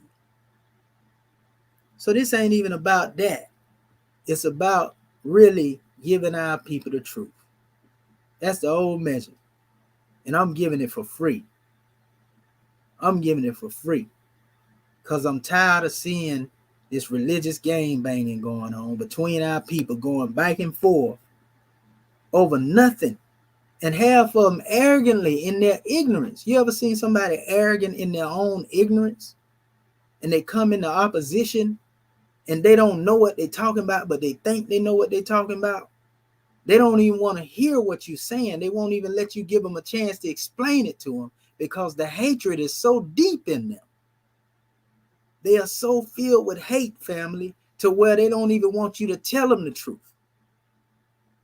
So in that case, you often hear me say, I would rather let the ancestors sort them out. And that's where I'm at with it. I have another measure here. And what I'm going to do, once I get done, I got, like I say, I'm coming to a closure. But I want to make sure that this is made straight. So when somebody come here and they get a real drawing on who the Moors are, they know who the Moors are. You know, when they hear anything about the Moors, they know that the Moors are not some fringe group and so forth and so on, and all of that. So let me get these documents up here real quick. And like I say, I'm finna close this out in a second, but I don't want to do no disservice. I want to make sure you get it, you know, and then you're able to go and do your own research. And if you have a question of me, or if you want to rebut what I put out here, bring it. I'm cool with it. I ain't gonna get mad at you and argue and run from what you feel like you got to present, family. I ain't gonna do that. You know what I mean? Because I know that I'm founded in what I stand upon. I'm a man about what I stand upon. So let's see here. Okay, I'm scrolling down here because I have a lot of this stuff in my archives on my Facebook page. I'm teaching everywhere, you know, and feel free again to chime in to our conference call. You know, that's very important that you know, if you're able to come in, you know. And these are just some statements that I want to show you that have been made here in the West by those who took part in our enslavement. It's only right that I add these particular statements in here, you know, to bring clarity. Okay, we're almost there. I got so much up here, family. You can see a lot of the same stuff up here. I got all up here in this information that I have already posted, and I've been doing this for years. You know, I've been on the front line out here now about 15 years, demonstrating to our people. Okay, almost there. We got a lot of stuff up here. It's hard to find it all at one time, but I know exactly. Okay, here we go, right here. This is one measure. We know the country was established in 1776. This is a statement that was made by George Washington. And if you look at this here, you see this is a Masonic, this actually comes from a ceiling in a Masonic lodge, the Grand Lodge actually. And it has the flag of Morocco in the eye of Providence, which we gave a measure on that. The reason why this is here is because, you know, Morocco was the first people to recognize the United States as an independent nation. You know, so that's the relationship that comes with that special measure. You know, you can see how they have the inverted star here and how that inverted star attached to all these letters, you know, goes into ancient, you know, order of the noble, you know, of the mystic shrine. You know, or some people say, well, it just spells Mason, you know. So we know George Washington was the first Grand Master, so to speak. But this is what was stated 2 years before they actually became a government. Now notice he's standing here, George Washington is standing, and up under him is a casket. You see? See the casket here under him? The coffin? Notice the star. Notice that this star is on the coffin. Now, these people that aided them and recognized them, the first to recognize them in independence, which the Moroccans received this star from our ancestors, the ancient Moabites. It go all the way back to Kemet, the 5-pointed star. It was there long. It represented harmony, truth, balance, right order, and justice. You know, and now it is love, truth, peace, freedom, and justice. So nevertheless, it was reported that George Washington summarized the raging debate on how to perpetuate the slavery of the Moors unlawfully tagged black people in 1774 at the First Continental Congress here in Philadelphia with this statement, and that particular meeting was the meeting of an Odd Fellows convention. It said, if we would agree to take the fezzes and the turbans off of the Moors' head and remove the sandals from their feet and enforce severe punishments and also swear death oath between ourselves to religiously and faithfully not allow anyone to teach the Moorish children who they really were or who their forefathers were, and only allow the Moorish children to be taught that they were truly Negroes, black people, and colored folks, 200 years from today, the Moorish people would not know their nationality, nor the national name of their fathers, their forefathers. Also, they would not know from which land or ancestors that they are descended from. And is that not the dilemma in this era and time? Notice what they said now. Notice what they said. Teach our children that they are truly Negroes, black people, and colored people. NBC. 200 years from the day that he stated it, the people would not know their nationality. And they mad at the Moors for trying to teach them their nationality when it's European telling you what they did. And they'll tell you this is fake. This is pseudo. But everything that they read and they study, they believe is real, that they make up. So they would not know their nationality, nor the national name of their forefathers.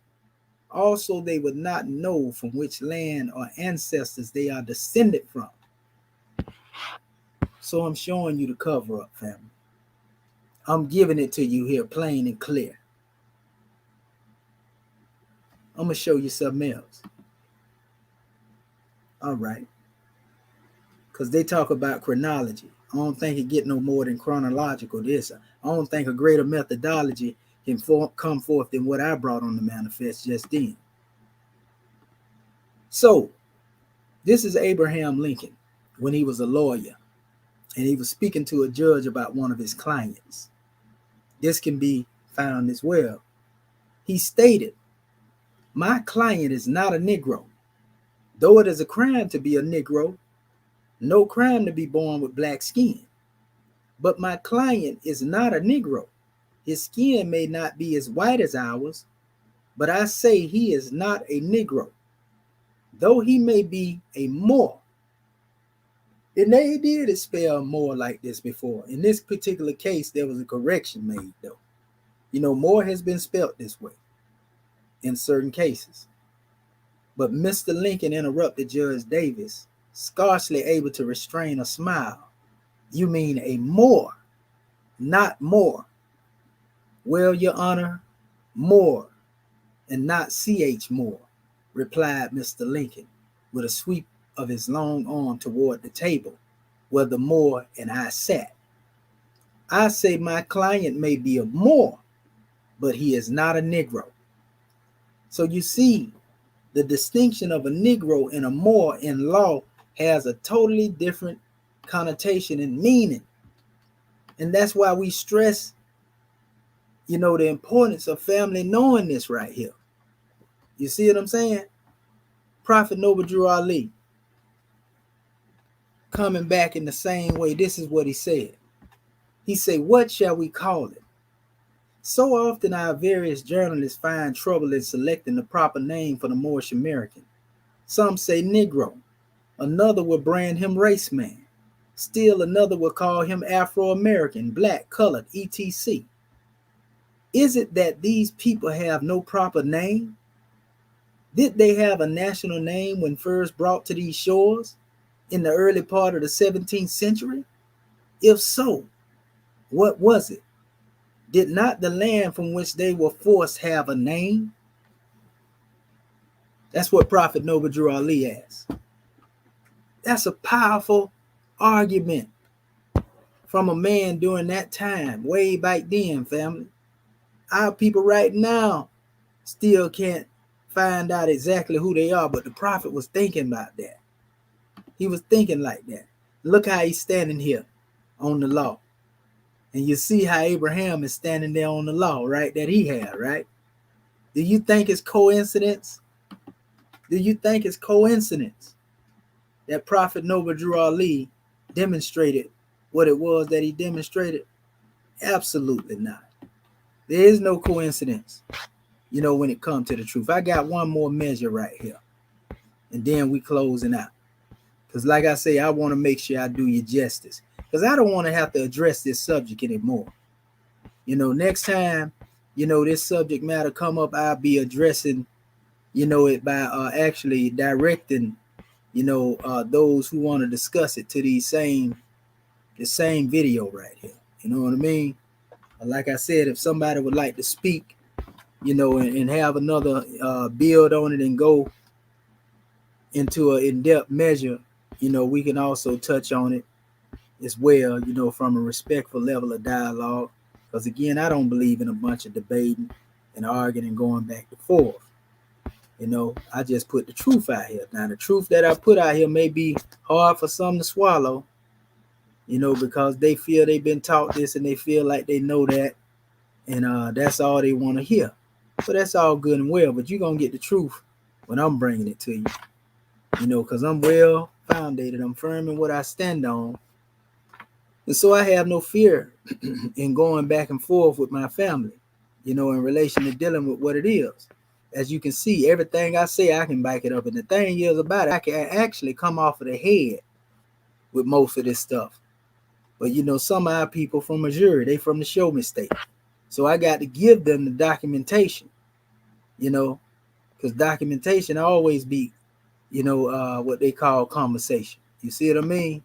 Documentation always put everything out there as it is.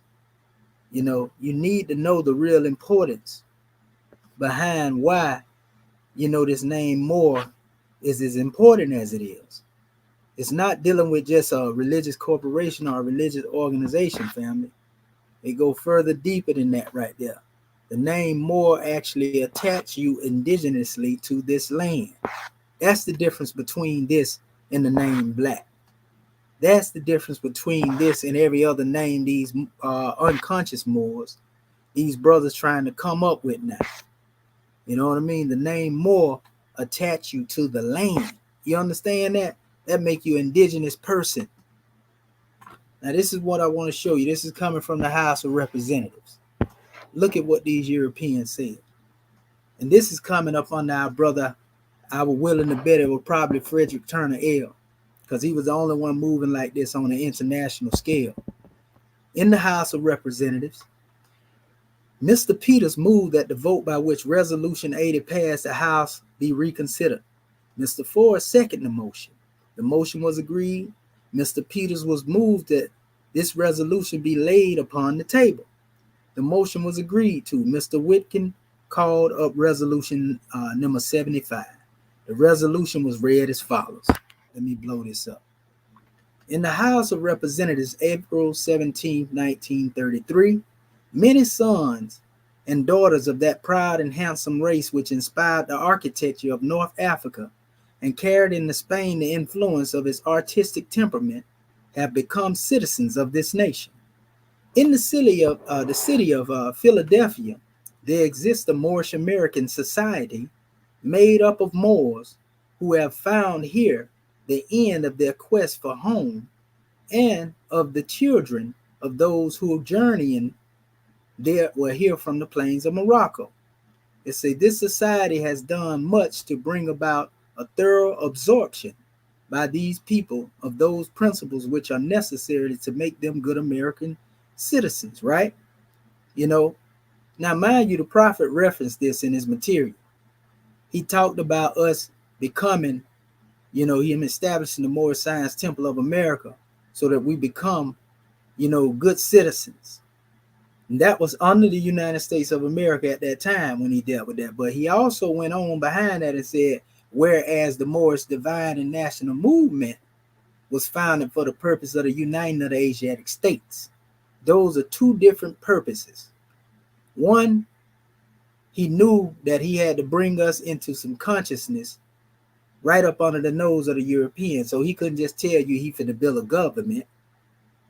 He couldn't put it out there just like that. So what he did, he looked in the laws dealing with religious freedom in the Constitution and used that as a route to be able to plant seeds in our people.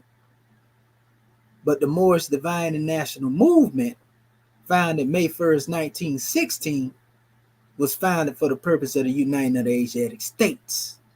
That was supposed to be the apparatus that unfolded into a full-fledged nation of people in government under his executive rulers, if they would have heeded what he taught properly. So make no mistake about it, he, though founding that organization as a lawfully chartered organization, he didn't intend that we stay that way. And our Moorish kin don't understand it. He said it. He said, I'm going to lead a European here long enough to teach you Moors how to run a government. So he telling you what his intent was. He was wanting you to run a government. Then he said he was going to take his good Moors up in an apparatus. He wasn't talking about a spaceship. An apparatus had to do with government. Look it up. So anyway, going on in this resolution and state, these Moorish Americans have since been here, missed the use of the titles and names, annexations that was so familiar at home, which are used in accordance with the doctrines of the religious faith to which they are adherents. Therefore be it resolved that this house commends the Moorish American Society of Philadelphia for the efficient service it is rendered to the nation in bringing about a speedy and thorough Americanization of these former Moors, and that in accordance with the fullest right of religious independence guaranteed every citizen, we recognize also that the right of these people to use the name affixes El, Ali, or Bey, or any other prefix or suffix, which they have therefore been accustomed to use, or which they may hereafter acquire the right to use. On the question, will the House adopt the resolution? It was adopted. You see, Mr. Root offered the following resolution, which was twice read, considered, and adopted. So the Europeans know exactly who we are, Moors. You know what I mean? We just don't know who we are. We refusing to be who we are. You see? And so when you hear me talk about government, I'm not exalting an organization over another organization, my thing against your thing. I'm saying it's time to demonstrate self-determination.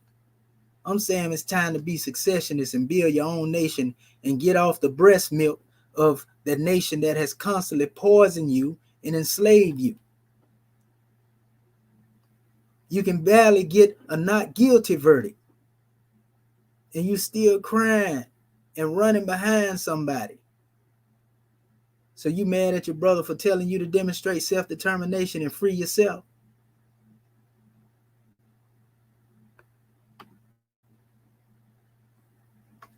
That's what we talking about, family. So we're not here to go back, like I said, in a bunch of religious game banging and carrying on and whatever the case may be, you know. But since these brothers did come in this thread and bring certain measures here and make a lot of noise in here, I have a measure to set out here from a brother. You know what I mean? And he was actually a part of the demonstration that they was a part of. And I'm going to let you see what he has to say about what he found out in regards to dealing with that special research. And this will be the nail in the coffin, so to speak, when it come down to dealing with what we have to bring out here. Because we got to make sure our people get the truth. It's time to stop playing, time to stop the games. You know, we have to make sure that our family, you know, can really come into a clear conception, you know, of being a free people. I want to show you this here as well in relation to dealing with the Moors. And we're going to give you that portion I just made reference to. And this is where all my archives are right here, family.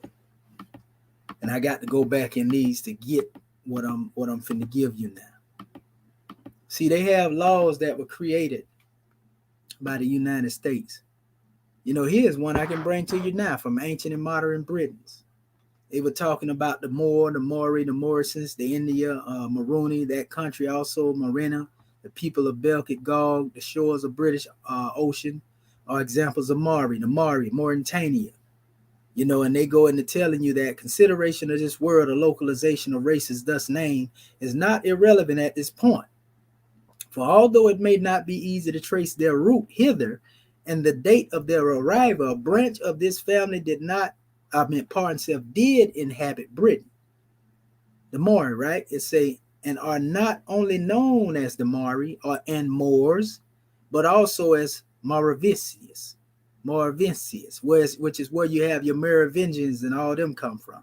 Identical with the name of those of India, Maorimen, people of Moray. You see? So, ancient and modern Britain, the European, they're telling you who the Moors are there. But I wasn't even planning on going there, but since it's there, I gave it to you anyway. And also, because a lot of people get upset when they hear the Moors say black, according to science, mean death. And white mean God, God mean the ruler, white mean purity, purity mean God, God mean the ruler of the land. Let me show you where these terminologies of black and white came from the same record. It tells you here black, akara, has a meaning of dependency and servitude. That's what these two meanings represented, dependency and servitude. While white, or ak, was that of sovereignty and freedom. So if you was considered black, you was considered one of dependency and servitude. If you was white, then you was considered sovereign and freedom, according to the way they was putting it with these two words. But it say, but these colors are employed only so long as they really describe the position of a tribe. For if a dependent horde becomes independent and sovereign, the form of kara or black will be changed into aka or white. In other words, this term black and white had nothing to do with nationality. It had to do with the condition that you was in. If you was in a state of dependency, servitude, and slavery, you was considered black. Even if you was a so-called white man or European, you was considered black, you see? But if you was on top, if you was one who basically had sovereignty and freedom, you was considered white. It didn't have nothing to do with your skin color and where you come. It all had to do with the condition that you was under. That's why when you go back to it say black according to science mean death, it's talking about being dead under the black code laws. Go look up the black code laws. They started in 1685. Then came the those are the ones they implemented. That was all in Louisiana. But then came the 1865 black laws that they implemented soon as they so-called freed the slaves. And the black code laws were basically handcuffs to put you back into slavery, make it harder for you. The black code make it hard for you to move ahead, even though you're supposed to be a free man. All right, if you get in trouble, you get convicted of a crime part and say, if we can enslave you again. You see what I'm saying? So this is what you hear when you hear Moors talking about, status and black and this and that there, but you don't have to go into a European court fighting them on that level to correct it. The only correction come into dealing with us becoming together as a people. Our lack of unity is what's condemning us to this hell. You see? So when Noble Drew Ali said black according to science mean death, he was telling us who we were as a people. Just like the brother who came up with the phrase black power. He tell you the term black wasn't a representation of a people. It was an ideology. But we got Moors hanging on to that. I used to be the same way. I used to teach the black man and God, who is the original man, Asiatic black man, make our own plate, cream on the planet, their father civilization. I used to teach that. I used to teach that the black man came out of the darkness and, the atom, turned its on its own time. I used to teach that, Moorish king. You see, but even Honorable Elijah Muhammad will tell you black ain't your identity. He would tell you in his own teachings, that black, being black on the outside has nothing to do with who you truly are. Your true identity had to do with you being a God man. Even in his books, you can tell his relations and being amongst some of the Moors he was amongst, because he would say in the book, Message to the Black Man, Message to the Dead Man, he would say, so-called Negro, so-called colored. Where do you think he got that from? Only reason he readopted black is because Marcus Garvey was demonstrating it prior to him. He also seen that the Moors had killed Noble Drew Ali. So he knew it wasn't wise to begin to use that terminology of Moor during his time period, during the 30s, right after they had killed Prophet Noble Drew Ali. I understand why he did what he did. And Prophet Noble Drew Ali said this was going to happen. But he said in the year 2000, the Moors were coming to their own. And their own what? Own government. All those things will be corrected. So again, the European told you here in the same book, Ancient and Modern Britons, that black and white represented conditions. Didn't have nothing to do with a race or none of that. You see what I'm saying? So that's another measure. Now, going back to the last measure that I was talking about giving you all, because we want to make sure you get it. We don't want our family to miss nothing. It's almost here. Just give me a second. It's coming up. There it is right there. Now let me show you. This is coming from the Negro Acts. See, we got to get from under them black codes. We got to get from under them Negro Acts. And we got to get from under this color of law. That's what we're dealing with now, family. The color of law is where you're under somebody else's assumable jurisdiction. If they say you're a criminal, you're a criminal. Based on the officer's statement. That's what color of law represents. What you see our people going through right now. So, when you come here, this is a document from the United States themselves. I didn't make this up. This is in the section of the 1740 Black Code Laws. They said the term Negro is confined to slave Africans, the ancient Berbers, and their descendants. Now watch what it says. It does not embrace, meaning the term slave, does not embrace the free inhabitants of Africa, such as the Egyptians, the Moors, or the Negro Asiatics, such as the Lascars. So you see Negroes, slave Africans, they even know the difference between a Berber and a Moor. But they showed you that those who were referred to, in these ways, they looked at them as Negroes. And to be a Negro, is to be denationalized. That's to be somebody else's property.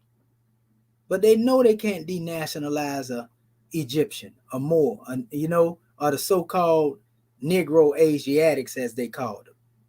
You see, and they just using that for color purposes or whatever. But nevertheless, that's why you heard Prophet Noble Drew Ali using the terminology Asiatics, and Moors. That's why he understood the law. So that being said, like I said, that's 1740. Everything I said, I just gave you a source to it. You can go and look it up yourself. And I just want to give honors to all those who gave their listening ear. Most people end up coming on my particular measure after, but I don't have a lot going on in the timeline like I had today. But what I'm going to do, I'm finna set this measure out here and let this brother give his spiel. And with this particular measure, I'm going to close this demonstration out. So this brother sent me this morning. I actually went into a debate, a discussion, you can call it that. And he was actually with one of the brothers that you see typing in the thread in this particular broadcast. One on that's hooping and hollering, jumping up and down the most, one that's doing the most. He called himself Anu Kakarat. This particular one is, a part of that Naga BOULE demonstration. They have been, very rambunctious when it comes to demonstrating their measure. I gave them ones respect. They tried to come forth with a lot more force and disrespect. So that's why I'm here now putting this thing out here to set the record straight, to show you what's going on in the conscious community. People, we have to be careful because a lot of these people are charlatans out here. I could expose them more than that. I already exposed them, but I ain't trying to be here to do a lot of mudslinging. So I'm gonna let you hear from one that was actually with him when me and another brother went up against them, and we actually overcame, or we won in that particular discussion. And the brother reached out to me this morning, out of the blue. I didn't know who it was until I opened up, what it was he sent me. And I was like, okay. I said, okay, yeah, I know who this brother is. This is the same brother, that this is the same brother right here that actually spoke, during that special discussion. I'm gonna let you hear what he has to say in regards to dealing with these brothers, because he used to be part of this so-called Naga demonstration, but he found out a lot of things about him. So I'm gonna let you hear it, and we're gonna bring this demonstration to a close. And then I say Niger, or I say Nga, or I say Naga. All these words do not mean the same. You feel? The spellings of the word that it got N, and it got the word G in it, and it got A in it. These words are not the same. You feel? When someone say, I am a Naga, or the Naga Nation, or the Nagus, or the Niger River, or that bad word Nigga, or Nigger. People are infusing words, letters, in trying to fit an agenda that's not befitting of no one. You feel? So when someone try to connect the kings of Ethiopia, the Nagus Nagas, with the Nagas of Indonesia,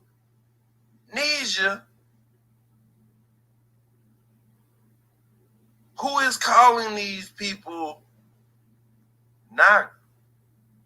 Is it outside people? Or is the people themselves calling these people themselves? If someone say, call the Igbo people Naga, one must wonder this right here. Is they really called Naga? Go to an Igbo person and they do not know what that word is. A lot of them do not know what that word is. You go to different parts of Africa, different word spelling can mean different things, because you have people who speak in French, something that spelled one way in French could be a whole lot different in the English language, meaning, spelling, understanding, comprehension. So we cannot start taking words from one culture and try to tie it into another culture and say all these people came from these people because this word say this. But who give these people these names? Who giving people their names? If I call someone a banana, somebody in Spain might call it something else. Spanish. Just like Portuguese. Just like many other languages.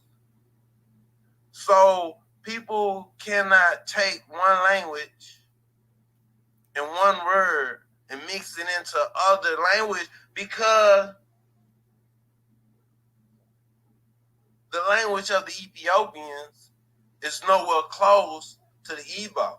And the Igbo language is nowhere close to the language in India or in the Philippines.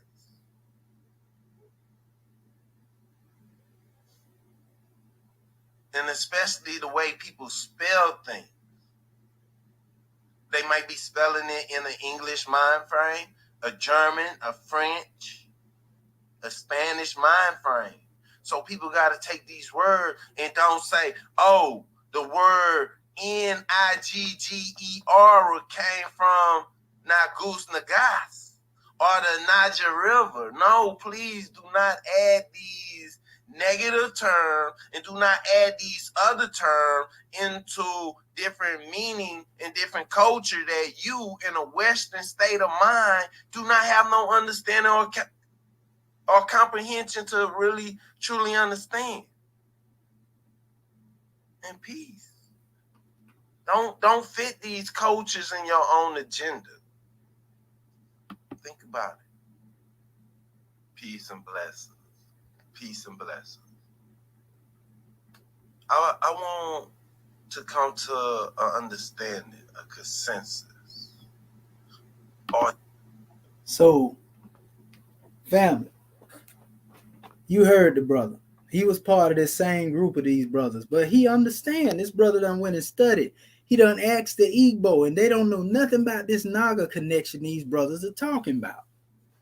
So I ain't even got to say no more from there, you know. And all I can say at this particular time, you know, is I'm gonna let the ancestors sort them out. You know what I mean? So when it comes to that special measure, you know, I give honors to that brother for being courageous, because this is a brother that I had, again, actually, you know, in a discussion, you know, debated, as they call it, you know, and we won against him. I never expected him to come up and bring this special measure out, you know, in this special time. But the ancestors are always working, family. And when people out there working mischief, they always get exposed. You know, so that's one that was most definitely on the front line with him, and he was fighting for them brothers. I witnessed that this brother was fighting for them brothers, you know, but he exposed them for who they are. He exposed that they don't know what they're talking about. I showed you how you can trace more, you know, in the M and R all the way back to this new era in time. I told you and showed you the Moors are people, but they couldn't show me that this so-called Naga people was nowhere on the map. They couldn't show it, family, but it was only given to them that they had won, as they call it, quote unquote, in the debate or the discussion, because people feared the information that I presented in this particular measure, as they feared that it would debunk what they claim they stand on. See, me, I ain't your friend when it comes to this information. I don't hate you, but I'm saying I'm just giving the truth. You know what I mean? I ain't one here, you know, to be trying not to tiptoe through the tulips, like our brother Khalid Muhammad would say. When it comes to giving you, I'm going to give you the truth. I don't care who get offended by the truth if I'm giving you the truth. I don't care who don't like me. Because I'm a man. I can stand alone. I'm a man before I'm anything. I don't need no clique of individuals to make me feel good about myself. And also, my works are already written in stone. The ancestors have already obliged me, you know, to be in the book of historical records, you know, when it comes to the work that I'm doing. And so I asked these ones, you know, that I hear mudslinging. I asked them. They got upset. They, you know, I asked them, I said, well, how has that stuff that you teaching benefited you? How has it brought you, you know, any good? You know, how have you been successful in raising our people out of the conditions that they're in? You know, and so I began to demonstrate I'm an entrepreneur, you know, and let them know that I'm blessed in all walks of life, so to speak. And they got upset with that. You know, so this is my last time addressing this measure, and I forever refer people who want to talk about this subject matter to this information. You know, if one want to sit down and have confirmations of clarity and conversations, you know, yeah, we can go that route right there. But I just ain't finna go back and forth, you know, over and over and over again, beating a dead horse. Because I'm here now for the young and not yet born, like the prophet said. I'm here to get them babies. I'm here to teach the young. because the old shall fall in shame. If you look at my icon, it says Egyptian Adeptus Research Sultanate. All of this is coming from independent research based upon classical sources, modern sources, and everything it is that you seen me put out here.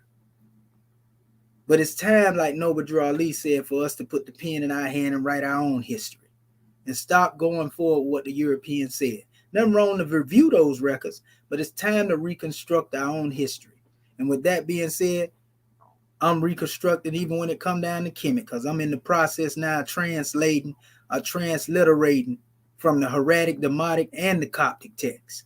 And I'll let my works be the proof of my messiahship when it comes to that. For those who want to keep riding the coattail of E. Wallace Budge and, Champollion and all the Europeans, more power to you, But if you're going to be independent, you got to have an independent mindset. And so I plan on leaving a legacy that those who come behind me ain't got to go through this nonsense that we got our people going through now. So what I'm going to do, that being said, in closing, I'm going to leave y'all with a grand droid, of a little edutainment, so to speak, And I dedicate this one to the naysayers.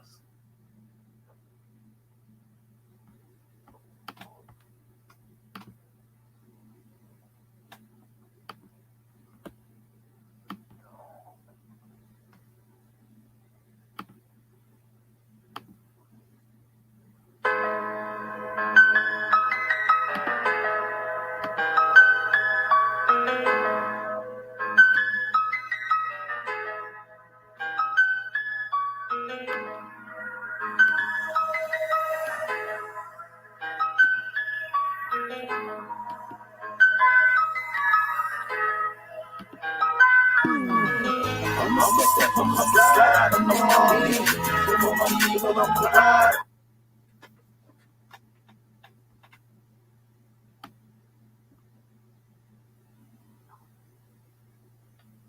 I'm all in.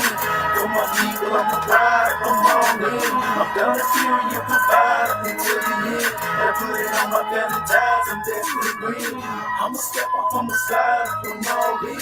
For my people, I'm the ride. I'm all in. I'm down to fury, you provide until the end. And I put it on my family ties, I'm destined to win. Generational wealth, that breeds freedom of death. But this is holy breath, so I'm freeing myself. I got knowledge of self. And a hell of a breath, keep a positive vibe, strategic when I step. You went against the grain, and you slandered my name. Betrayed our sacred trust, and brought us both shame. I'm talking pure pain, how could you envy me? I was my brother's keeper, how could you do this me? I heard your silent hissing, and all that sneak dissing. This is God's plan, you plotted but you missed me. So as I unfold, witness my success. I'm a phoenix in flight, fearless in the face of death. So while I'm still here, I'm a God pressure. I know these devil tellers, and my enemies are zealous. I keep my head on the swivel, even though I'm really careless. The scimitars for the beast, so don't get beheaded. I'm a step up, I'm a slide, I'm all in. For my people, I'm a ride, I'm all in. I'm down to fury, you provide until the end. And I put it on my family ties, I'm destined to win. I'm a step up, I'm a slide, I'm all in. For my people, I'm a ride, I'm all in. I'm down to fury, you provide until the end.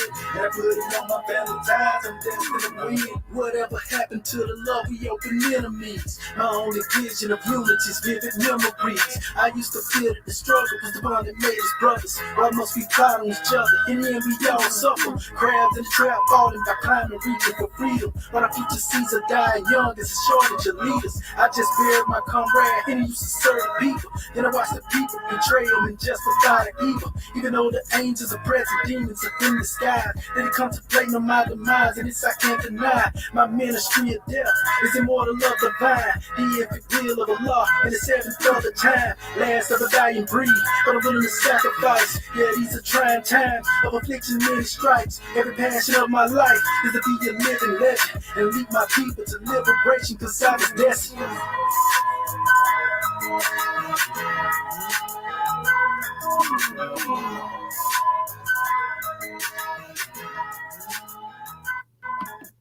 Peace and love, family. Peace, love, and law at all costs. It's all love. And I give honors to you. Keep teaching your people. Keep uplifting your people. And keep guiding your people. Shalom. Uncle Zet Chanel. Life, health, and prosperity be upon you all. Until the next time, keep it real.